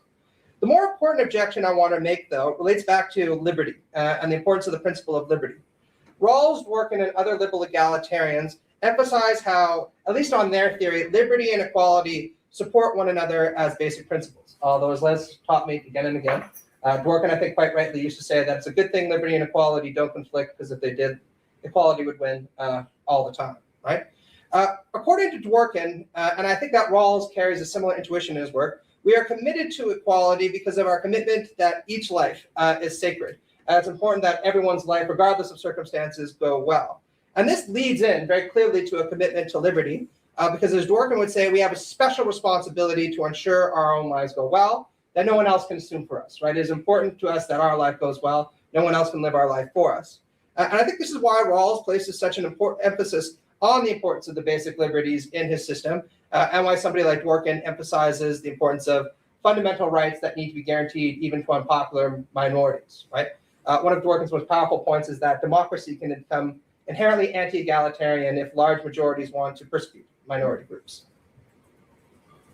So I think that the personalized moral view that Cohen defends is so demanding of individuals because it requires that they subordinate even their private activities to the pursuit of egalitarian justice. And this disturbs the balance between liberty and equality that I think is better struck by people like Rawls and, for that matter, by Dworkin, at least in some of Dworkin's work. It requires so much of individuals, potentially right down, Cohen flirts with the idea of requiring individuals to not be as selective as they might want about what jobs they're going to work or what levels of compensation they're willing to take for the work that they do, and to still retain this deep commitment to equality. And while Cohen never argues that people should be coerced into doing something that they wouldn't want to, there's undoubtedly something Spartan and I would say unfree about this kind of highly moralistic version of socialism. Although I don't know if I'd go as far as Christine in calling it almost quasi-Stalinist, right? But you know, sometimes. So given Cohen's own commitment to a pluralistic set of principles, it's unclear to me why we would want to take such a maximalist approach to equality when there are other things that socialists have reason to value, like freedom and community. I think that liberal socialism a la Rawls or Dworkin does a better job at striking the right balance between liberty and equality by ensuring that we have a basic structure that provides for everybody's needs through a rough equality of property, while still not making great personal demands of individuals in their individual life, where I think most of us already feel overburdened enough already. So that's my presentation.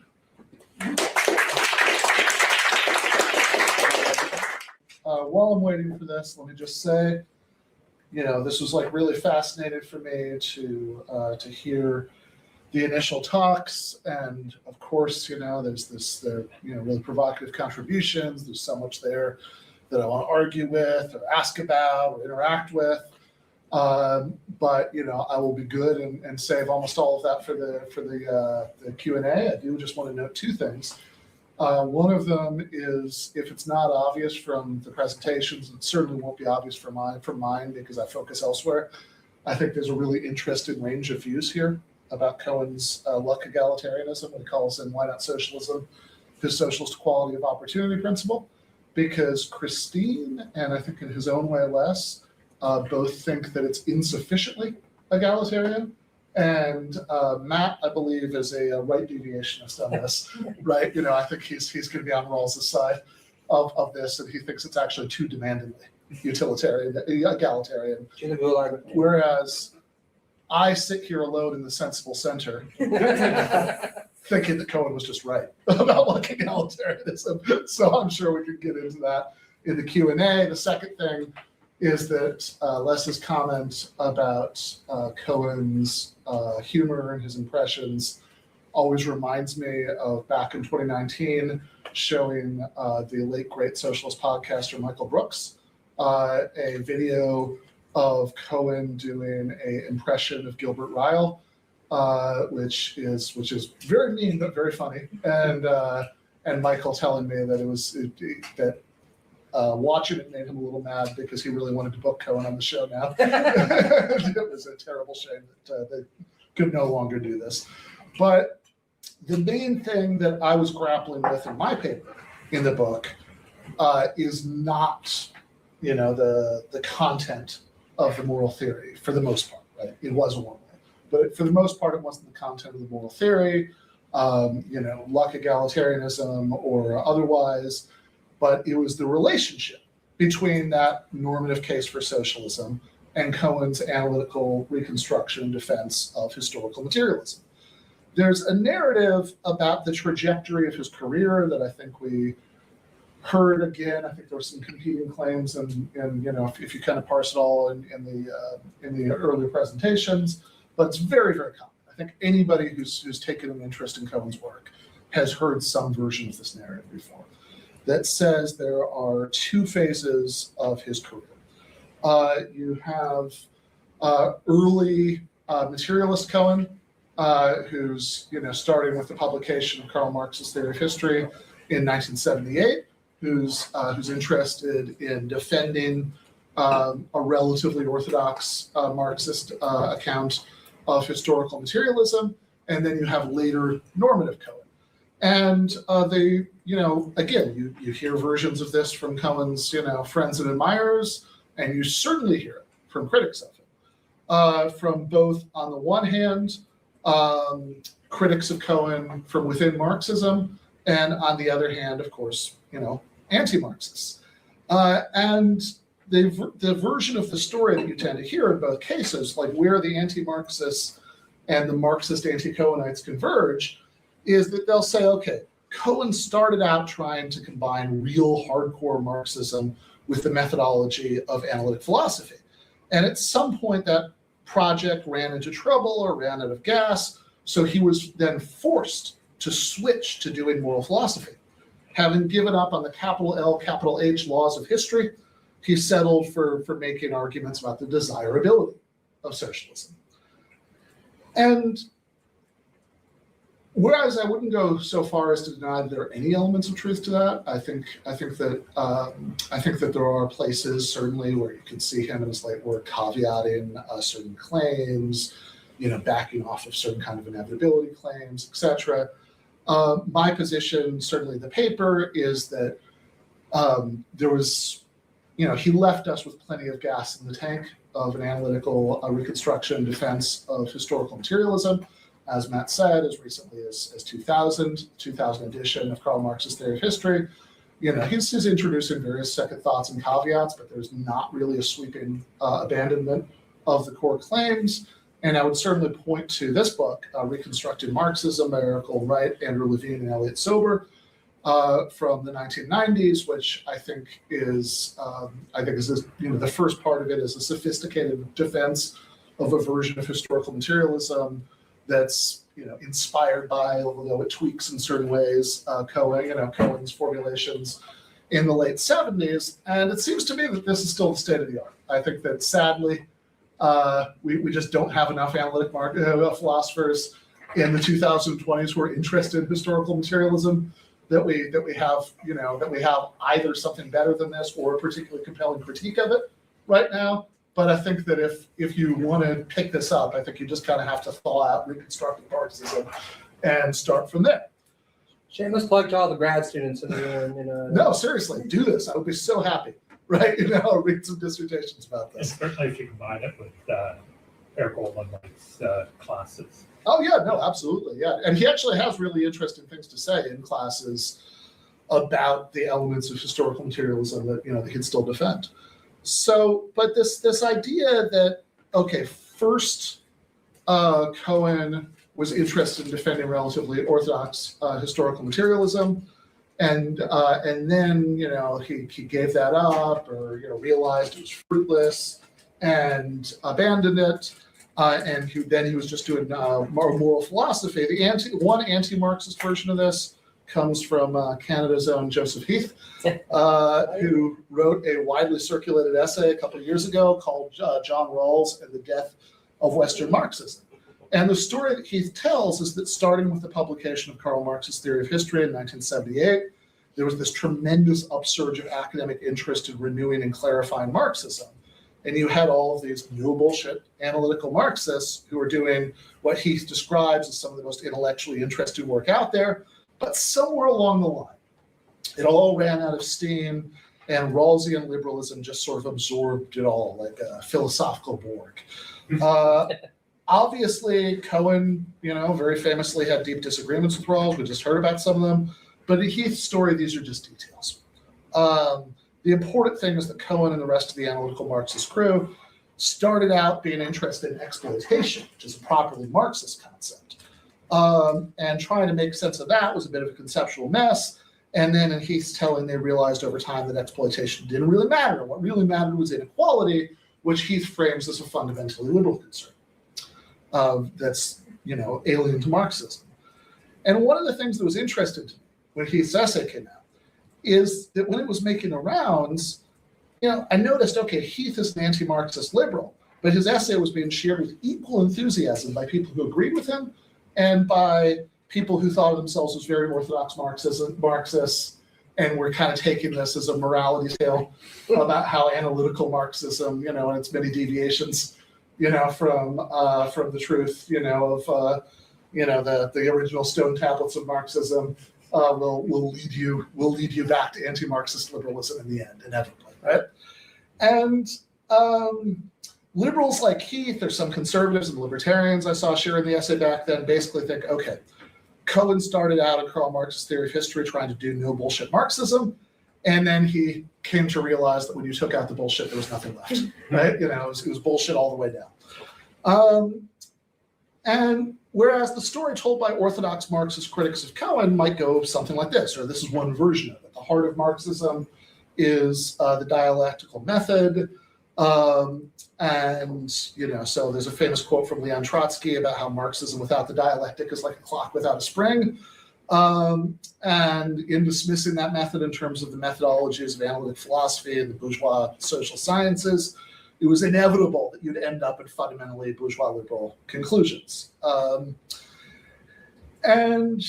in some versions of the story, they'll really key into places where Cohen uses the word Platonism and rescuing justice and equality, and say, look, what is this trans-historical concept of justice? And this is just so anti-Marxist, right? This is so contrary to the historical materialism that he started out trying to defend.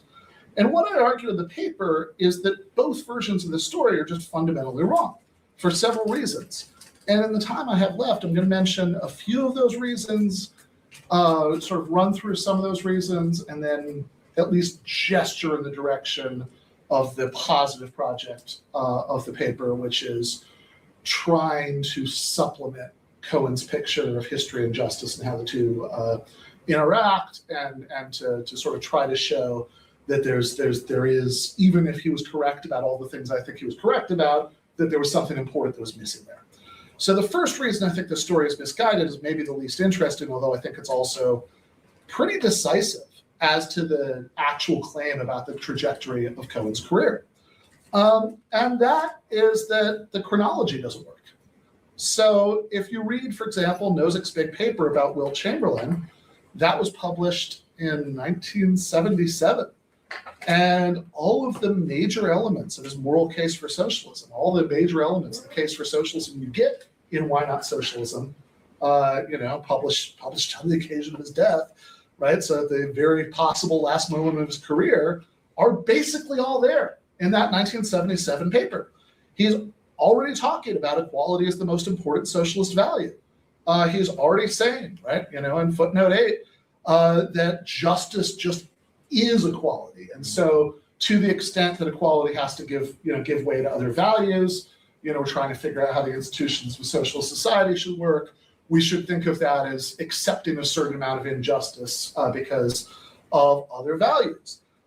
He's already talking about one of those other values being a principle of community, right? It's all there in 1977, which is a year before Karl Marx's theory of history came out. I'm not sure when he wrote the original draft of the paper, but it is interesting, in fact, that not only is it before Karl Marx's theory of history came out, but there is a footnote that refers to it as a forthcoming book under a different name, right?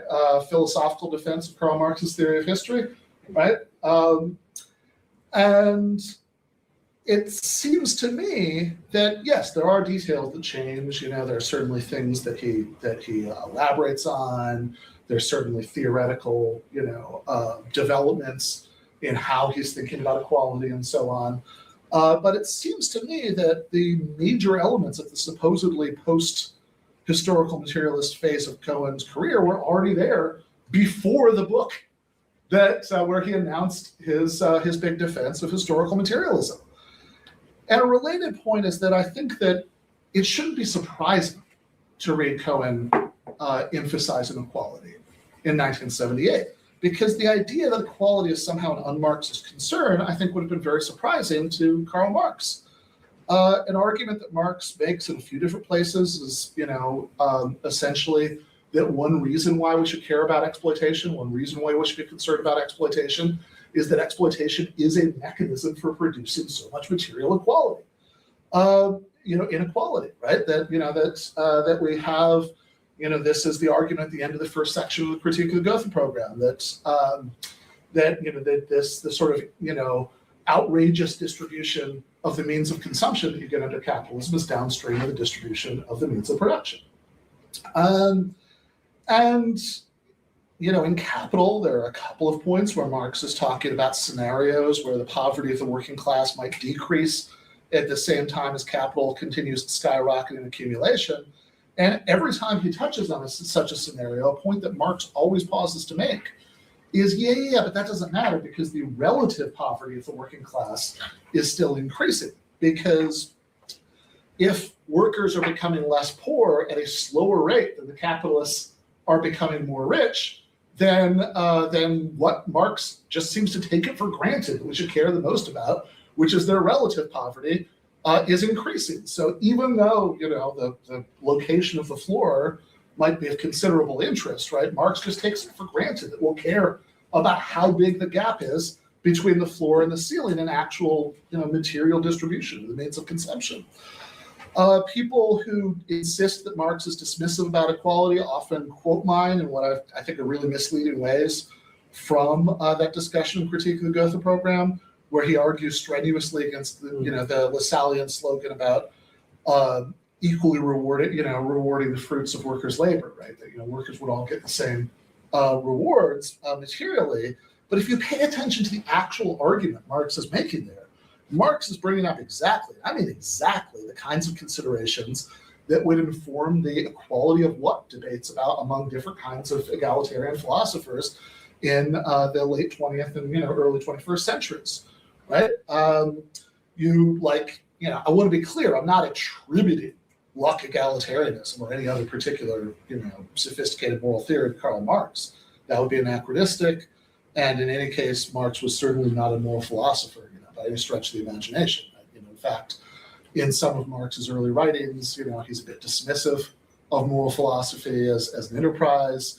And even putting that aside, I think he was too busy, thinking and theorizing about historical change and, formulating his history-changing critique of political economy to do moral philosophy. But I also think he would have been a hell of a moral philosopher if he had done that. And again, you have these.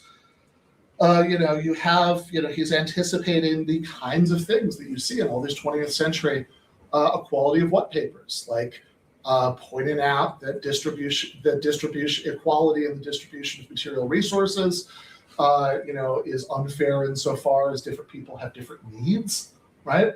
You find him pointing out that if we equally distribute in proportion to the duration or intensity of labor contributions, this will be a problem because people have different innate talents, which is precisely one of the lines of thought that later leads to luck egalitarianism,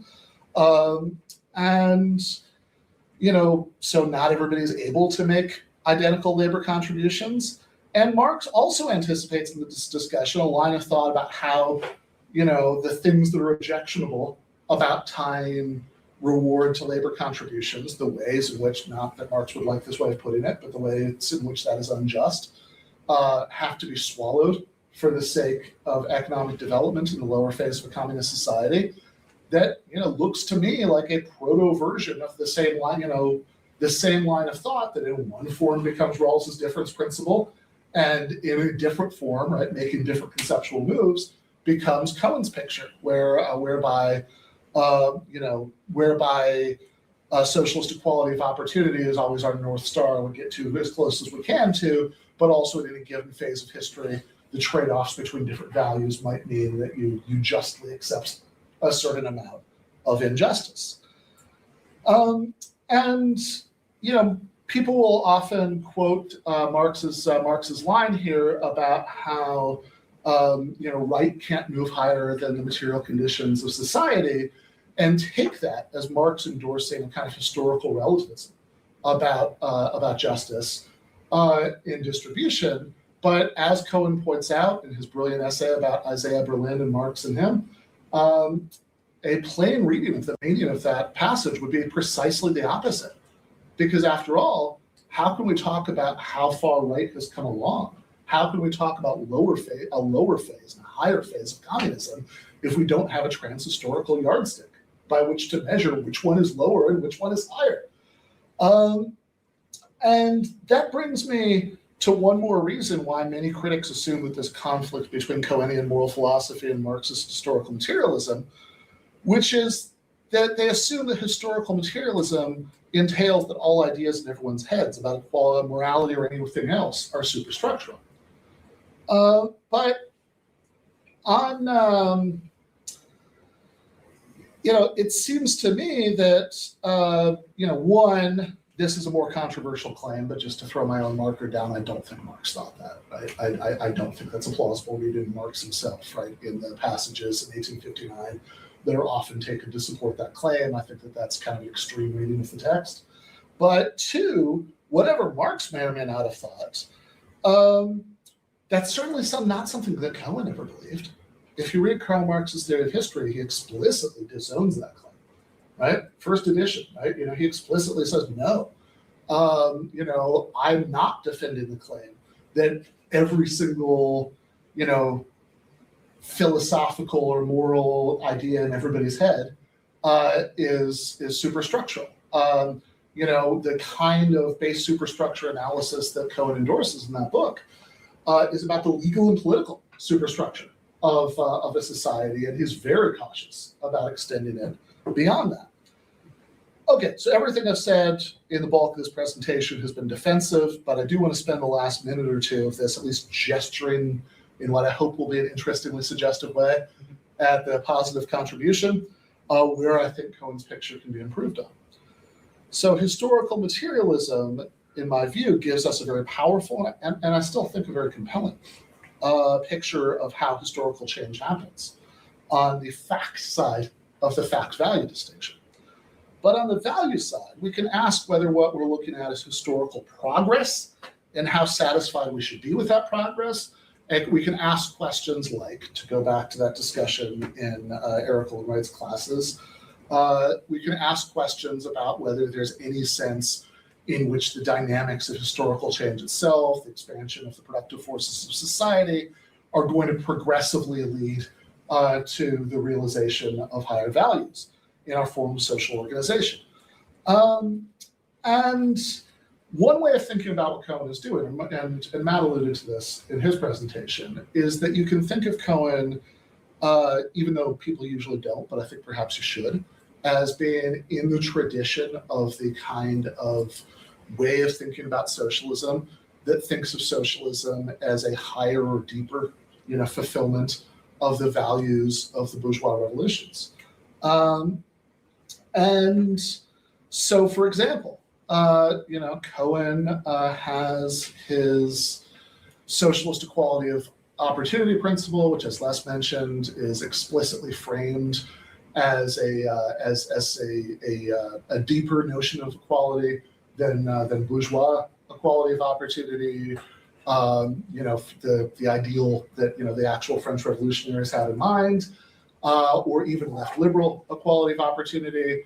That this is we've sort of like really gone to the nub of like what kind of equality we should care about. So that's your egalite, and he's got his community principle, which would be your fraternité.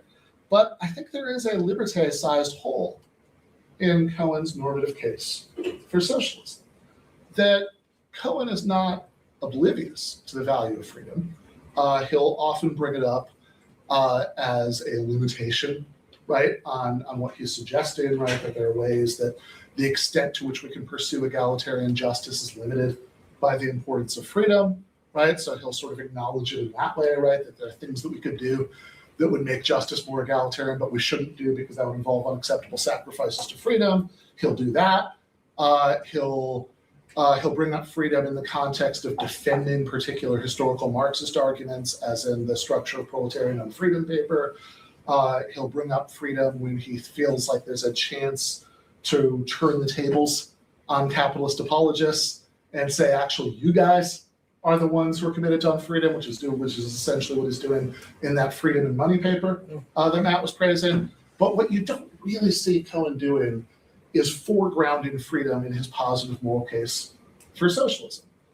This is not one of the values that he references in Why Not Socialism, for example.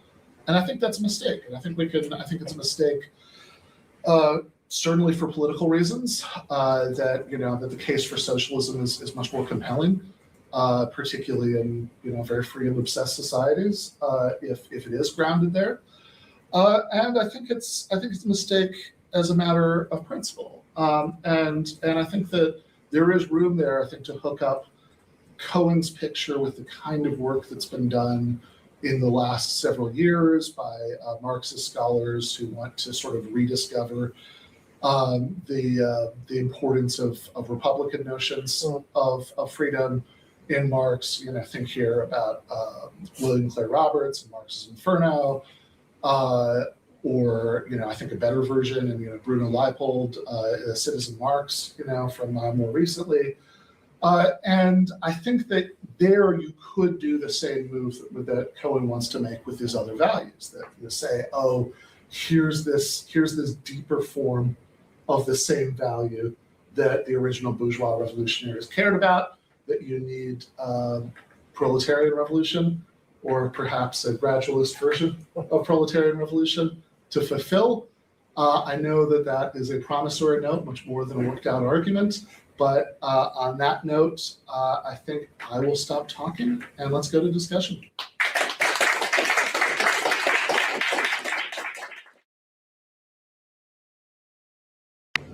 Well, I don't think so. I think that, this is where I want to be careful, because I think that they're like going back to Christine's talk, right? I think that even if I'm right, that Cohen, the moral philosopher, and Cohen, the historical materialist, aren't in tension in the way that a lot of people think they are. That doesn't mean that there aren't respects in which he backs off of some of his earlier claims.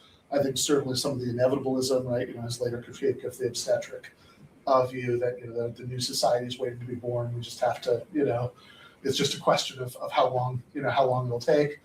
But I think depending on what you mean by scientific, I think that if you mean empirical, we're making factual claims, right? I do think that even the sort of, maybe relatively weak form of historical materialism that he's defending, in like the 2000 edition of Karl Marx's Theory of History, I think he does still see himself as, as defending factual claims. I would put it a somewhat different way. In Charles Taylor's lecture on Karl Marx for Brian McGee's program, Taylor emphasizes that one of the appeals of Marxism to many thinking people has been its ability to reconcile a kind of teleological and religious sensibility with a kind of scientific pretensions, if you want to put it that way, of the Enlightenment, and give many people the thought that they're not only being rigorous scientific realists, but have a vision for the future that's about to come. I have never been particularly attracted to the versions of Marxism that do emphasize this importance of vision. And I don't think, certainly by the end of his career, Taylor was either. Cohen was either. I think he makes it very clear that any version of historical materialism is going to have to be less ambitious than some of the sweeping versions of it that you saw early on in the more confident phases of Marxism's history. And that does not mean it cannot be a generative program. If anything, I think he thinks it could be a more generative program and in productive sense. It just means that if you're going to look to historical materialism to be an explanation or a theory of everything, at least when it comes to society, then you're going to be deeply disappointed by his work. But he'd say that's probably because you're going to be deeply disappointed by what Marxism is actually able to do. There's a line in I don't remember if it's in the first edition or not, or if it's just something he had in the 2000 edition. But there's a line in Karl Marx's Theory of History where he says that it's like a theory of all of history would just sort of innately be implausible, right? Like that's real human history is obviously too messy and multi-causal for that. But it doesn't necessarily follow that there's none of history that you can have this kind of theory of. And so in a very frustrating but funny Cohen kind of way, he says that the amount of history he's trying to explain is somewhere in between none of it and all of it. If you're looking at historical materialism to explain why Alex Jones is saying what he's doing right now, then you're not going to be very satisfied.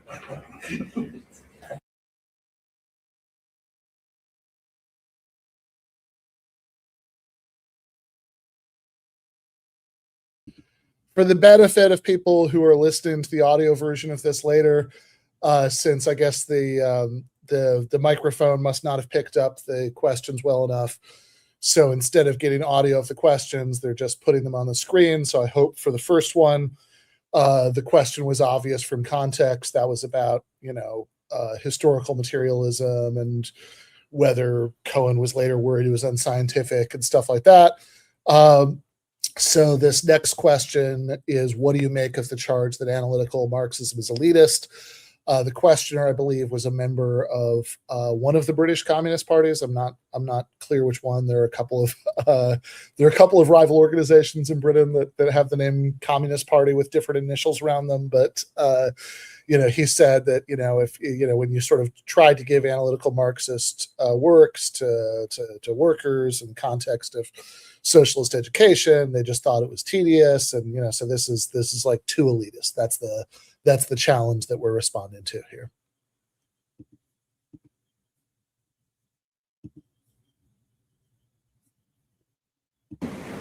Cohen did say he was interested in what to think, not what to do. And I think he thought there was a division of labor between activists and intellectuals. He thought that was inevitable. But to think about these really vexing ethical questions in a rigorous, careful way required, education, required the time to do it. So it's in the service of emancipation, but it does involve a specialized class doing that work. And frankly, I don't think we should overstate the populism of communist movements. What about the vanguard of Lenin's idea of the vanguard, and the idea of and the kind of dogmatism of a lot of in the history of communist politics, which is certainly thought that some are holding the right views and the others are not, and with often very pernicious consequences. So, at the same time, Cohen was involved in some ordinary political activities. He campaigned for Labour candidates, and he did try to act in an ethical way. He also gave some really terrific popular defenses of socialist ideas in the British radio and television. There's a terrific discussion of the shmoo. I don't know if you've seen that. Yeah. So he thought that was an important work, but it wasn't the only work that needed to be done. So, I mean, it's not. I mean, Rawls, is Rawls okay? I mean, that's hardly a theory of justice by John Rawls is hardly accessible to the working class either. I think it's probably just the nature of philosophical expertise. Cohen did feel like his background enabled him to have a level of authenticity around his academic work that mattered. So he felt for sure connected to the working class, however he understood it, in a very sort of tangible, but that's a sort of psychology underlying what he's thinking. I do think that this isn't exactly what Christine's saying, but kind of what Christine's saying. He did have a capacity to pull out and using what he would describe as sort of tools of analytical Marxism to think critically about a lot of popular culture things. So one of his sort of well-known examples was around the red hen and the idea of the sort of Thatcher idea of sort of saying, well, people should have to contribute and work in order to, and the problem with welfare states is people were being rewarded for lack of effort. And he very much said, this is a funny narrative because when I was growing up in the 1940s and 50s, that story was a story for Marxism. There was a kind of capability, but I mean, it's pretty undeniable that he lived a pretty privileged existence, I guess. I maybe Ben, this is sort of a bit of a comment to you about one thing that Cohen did say, sort of, I mean, he would say that in lots of respects, the catalyst for Karl Marx's theory of history was Mentorship's Man and Society critique of Marxism.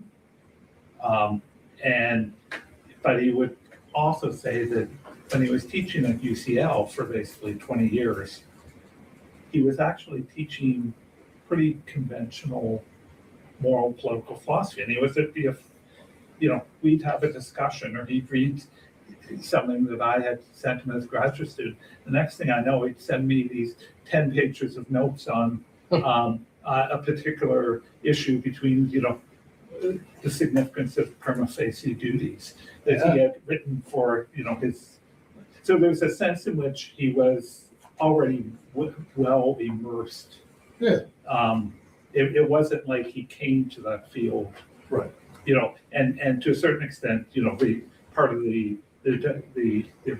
reasonable reading about his Will Chamberlain and Nozick paper was that he went to Princeton for that sabbatical and got introduced to Nozick's work and was like, wow, this is actually kind of a bridge between my sort of market, and that's so. Anyway, I'm sure you probably know that, but I'm just sort of saying that's another aspect. Or I've never read Heath's paper, but there is an aspect of that story that doesn't seem consistent. That doesn't. Sorry, I'm not sure I followed the last move. So your point that it was already there in the 70s, and I'm sort of saying that that's for sure probably true if you had a broader sense. I don't know whether his lecture notes were ever made public. Has anybody? This is Gareth Hatch, don't know the answer. Did his papers ever go anywhere? I looked through his papers when I wrote my book. I went to his daughter's house and looked through these what's he filing cabinet and stuff. Yeah. Right. But the only thing that's happened is that Michael Otsuk and Joe Wolf put together those posthumous collections. Going through a lot of stuff. So there is one book about his lectures, right? That Joe Wolf did, but they're on classical thinkers. That's the third. Oh, right. The history of The first point is defensive, but then the second one is, I hope, going to recognize the sort of reasonable core of the question, right? So the defensive point is, I do think, and I do think that it matters what we're contrasting analytical Marxism to, right? Mm-hmm. So are we contrasting analytical Marxism to Marxist pamphlets that are written by non-academics, right? As educational materials for a socialist organization? Because if so, yeah, sure, I totally get the critique, right? But of course, that's not really a critique of analytical Marxism. That's a critique of academic Marxism in general. If we're contrasting analytical Marxism to non-analytical academic Marxism, the latter is billions of times less accessible to non-academic readers, right? I mean, you can basically, like an undergraduate or non-academic, right? Can being exposed to this for the first time, can basically pick up quite a bit of Cohen's writing or Eric Cohen Wright's writing, and you might see some technical terminology, maybe you'll have a few things to be explained, but by and large, these are guys who put tremendous value and emphasis on clarity and exposition. And in fact, a lot of what they were reacting to, a lot of what in their more intemperate moments they were calling bullshit, was precisely the abject failure of other kinds of academic Marxism to put that emphasis on clarity. I remember it's on video, so I'm not going to name the conference, but I was at a conference with much Marxist material. Matt was there too. I think you may know what I'm talking about. Oh, I do. In late, year and a half or so ago. And I remember looking through the conference program. I believe there was a paper called Abstract Labor is a Phallus. And I remember I remember thinking, okay, if analytical Marxism is non-bullshit Marxism, this is the other kind. So I think that I think that in fact that kind of clarity, right? That in Cohen's case is getting from analytic philosophy. In other analytical Marxists who come from different academic backgrounds, they're getting from other places.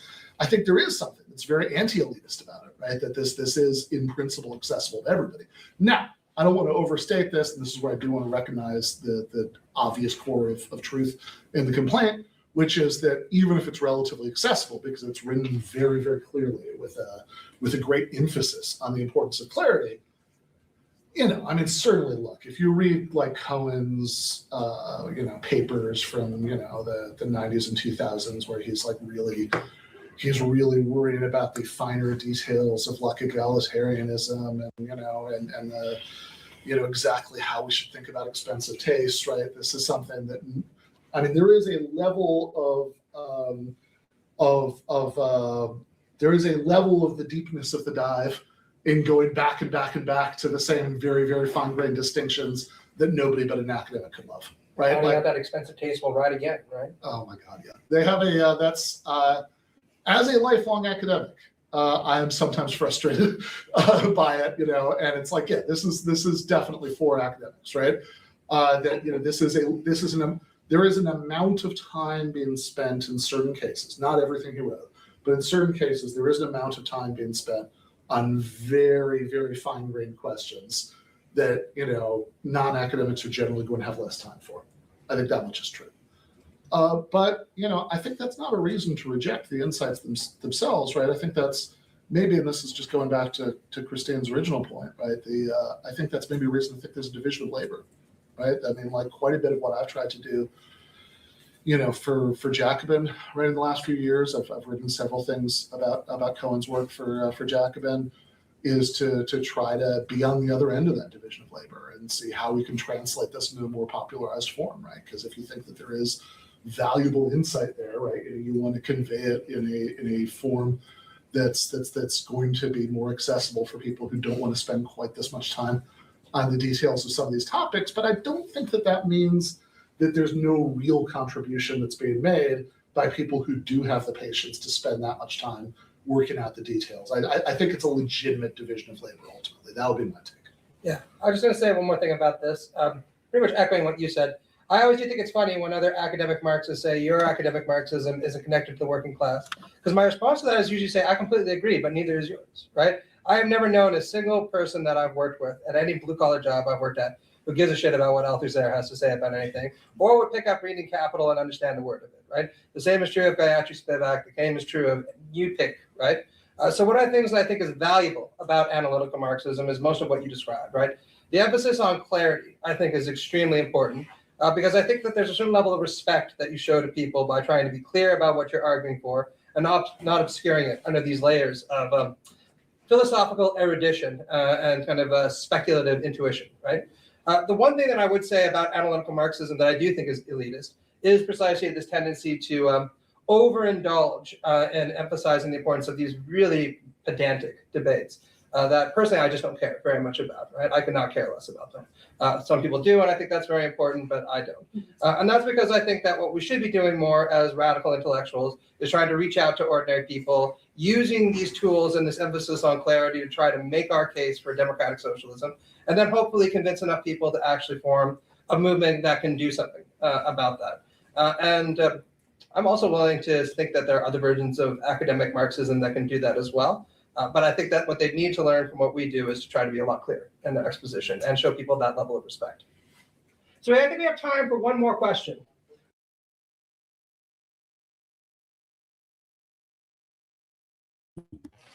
All right.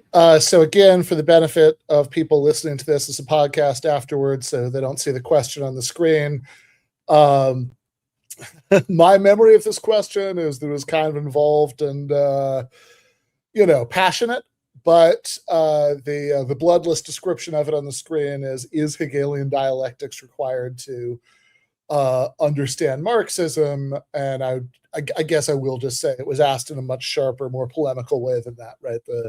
The person asking definitely did think that, Hegelian dialectics are the methodological core of Marxism, and that it's very bad to try to do Marxism, without it, or, just sort of using the argumentative, and research methods of bourgeois, social scientists and analytic philosophers.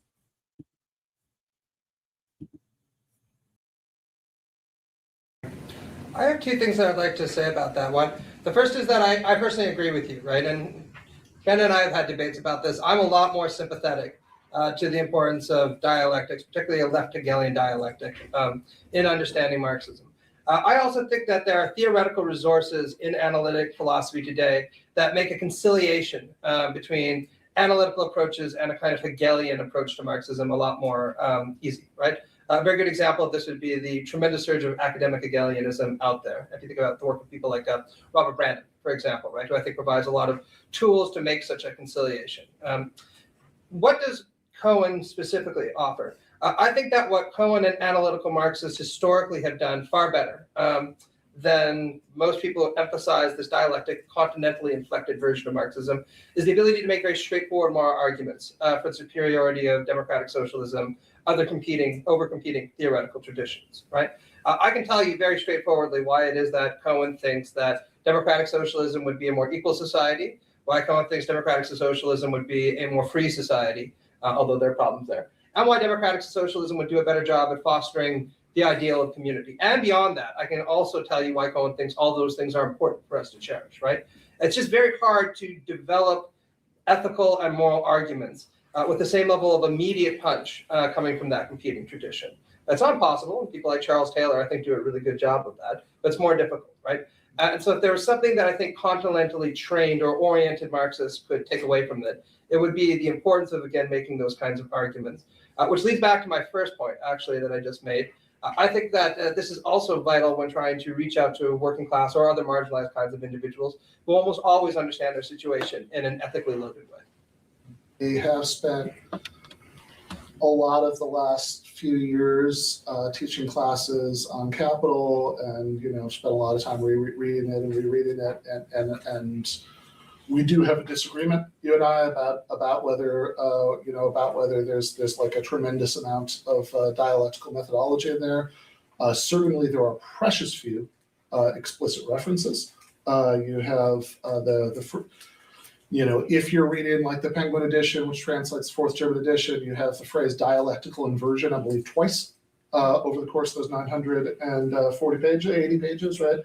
And also, I think Ingalls put both of those in. I think because if you read the Princeton translation, it's a translation of your beloved translation, second German edition. I'm not a fan, but is interested on this point that the word dialectical doesn't appear once in the main text, right? And that's translating the second German edition, which is the last German edition that Marx signs off on. I suppose it's possible he put in those two instances of dialectical inversion for the French edition before he died, but I don't know. But also I think I don't know. I mean, Michael Heinrich, who's written a lot about Capital, and in my experience is very popular among people who are very dismissive of analytical Marxism. Does converge with the analytical Marxists on this. There's this wonderful passage in the introduction to his book, How to Read Marxist Capital, where he says this is the place where a lot of people put in a passage on the dialectical method, but all anybody seems to say in those sections of their books is that everything is connected to everything else. It's all terribly complicated, which I don't actually find that methodologically informative, right? It's true, right? I can't disagree that things are connected to other things, and it is all very complicated. But I don't think it's that. I don't think it's that methodologically informative. I think that I think that there are certain things that are associated with dialectics talk in Hegel and Marx that I think you can reconstruct in ways that they make sense. Like if the word contradiction is used, in a dialectical way, we can sort of break apart, okay, what are different things you might be using the word contradiction to use? You could have a system that has multiple conditions for being realized that are pushing in opposite directions. That's all fine, but that's not one, that doesn't add up to a method for finding the truth that's different from any method used by anybody else. Seems to me that Marx throughout Capital is just making very straightforward arguments. He's appealing to empirical evidence all the time, the factory inspectors reports and all that stuff. And he's making normal arguments in normal ways. I don't see a distinct method there. I think that he has, and it's also just, I think to the extent that using the dialectical idiom, right, can lead you to certain insights. I don't even deny that, right? That this is, if you're sort of attuned to noticing ways that things are in flux, you're attuned to noticing contradictions, the dialectical way to use the word contradiction. That's all fine. But I think if it's true, you should be able to translate it out of dialectics talk and into the ordinary language of causes and effects and mechanisms, which is where, for example, right, Levine and Sober land and their discussion of dialectics and in reconstructing Marxism, right? So, all of which is just to say, at least from my perspective, I would just try to earnestly argue with the continental Marxists that they were misguided. Do you consider that you're that being with whom being is a question to your being, right? It's very important for you to contemplate that. I think that we're out of time, but like I mentioned, if you want, we're going to Popper's Pub. Feel free to come and argue with Ben about that, right? There's nothing I know that he loves more than continental philosophers getting in England. It's just what he lives for. So we'll see you all there, and I hope you enjoy this, and I hope you, if not buy the book, get your library to get a copy.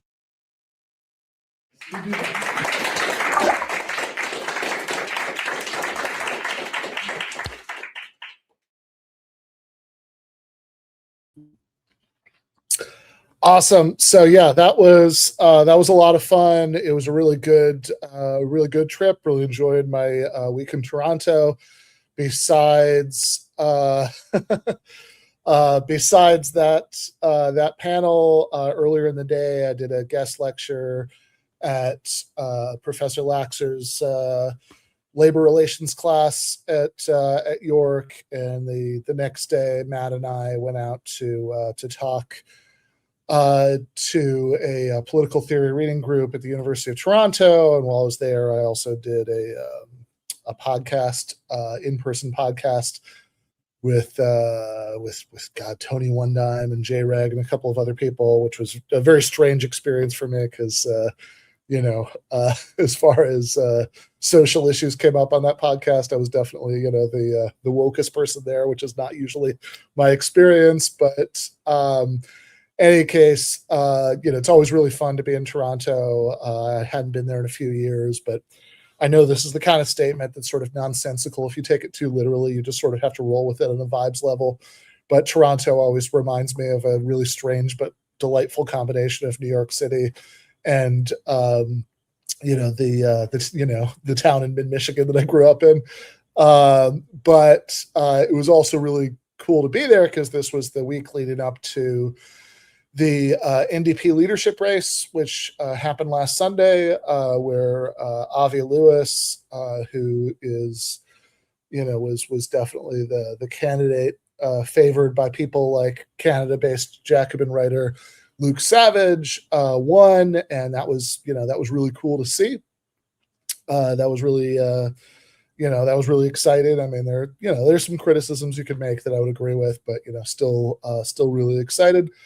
But in any case, great trip, although happy to be back. So as far as Tony asked if I did indeed continue with the debate at the pub after, I didn't. I actually thought that the person who asked the dialectics question was going to come with us to the pub after, because he was sort of like walking to the elevator with everybody in like the cluster. So I thought I was like, oh, cool, he'll come and join, and we can continue to hash out the dialectic stuff over a couple of beers. But sadly, he did not. Did have a really good conversations about multiple subjects with a few people at the pub. About how, my experience of sort of discovering Cohen and analytical Marxism, which is like, again, after grad school for me. Like I felt like, the entire time I was going through, I don't think I ever once heard the word, the combination of words analytical Marxism. And, to the extent that I had thoughts about how, philosophical debates I was learning about in college, and then certainly graduate school, which were the more analytical programs than my undergrad. How the debates I was learning about, or the positions that I was like taking in those debates or whatever, how that intersected with my pre-existing Marxist and socialist convictions, which I've certainly had since I was a teenager. To the extent that I was thinking about the relationship between those two things, that was just totally extracurricular.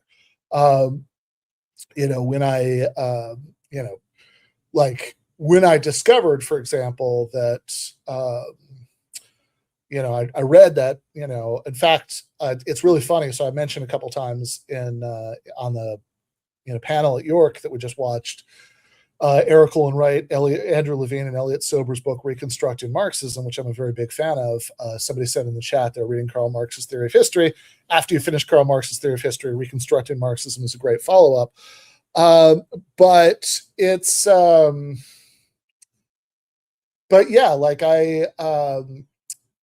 I found out that, just a few years ago, because I think it was like 2023 or something, that Cale Brooks told me about Reconstructing Marxism. And I don't remember if he sent me a copy or he just told me about it and I ordered it or what happened.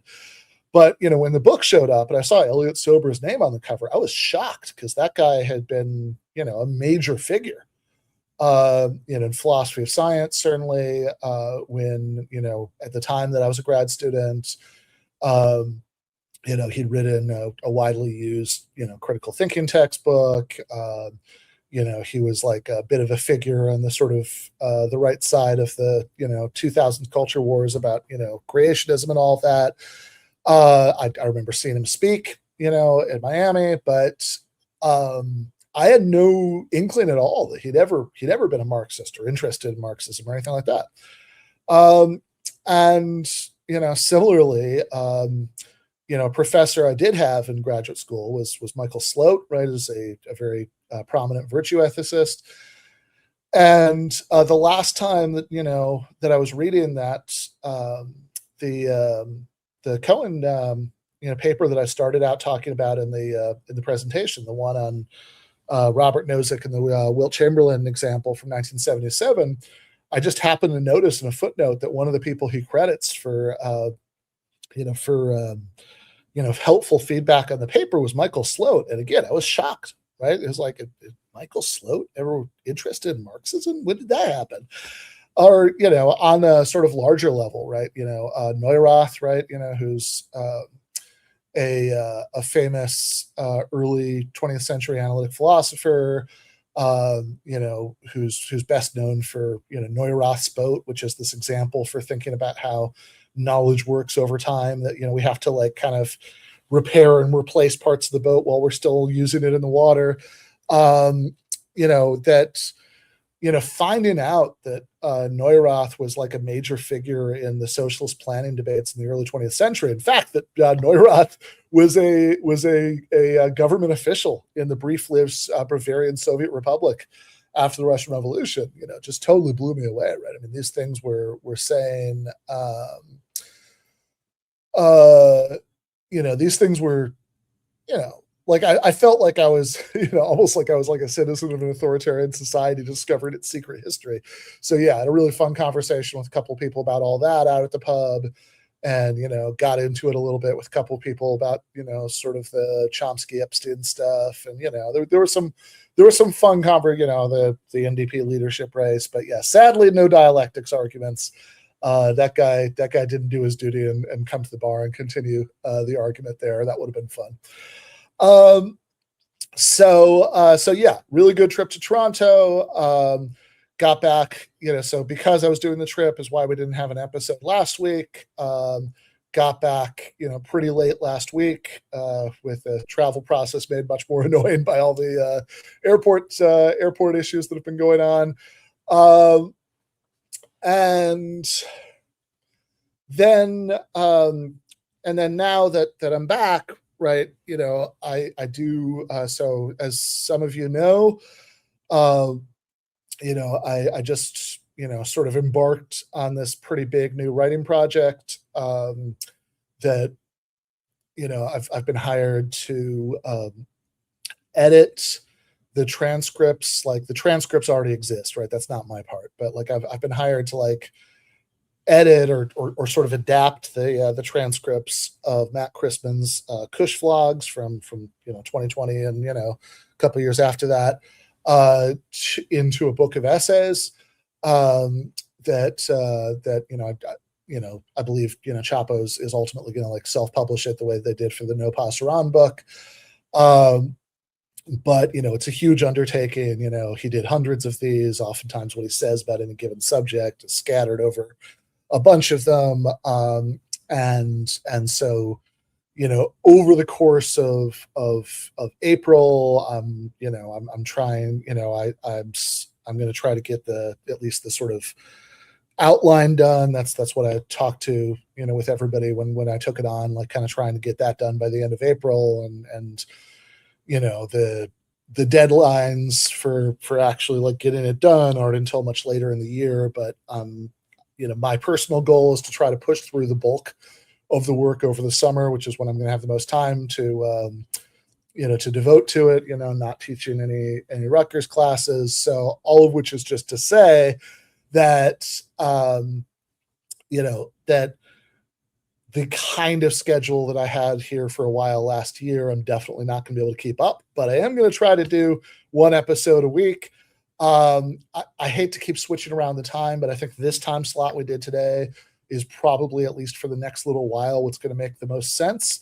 So Wednesdays at 1 p.m. East Coast, 10 a.m. Here on the West Coast, just because, I was, Mondays, there's some other stuff going on right now. And, so anyway, I think this is gonna be what's gonna work. So I am going to try to at least keep up this minimalistic schedule, so you at least have a little bit of GTAA every week. So I will see you back here next Wednesday at, again, 1 in the afternoon East Coast, 10 in the morning West Coast.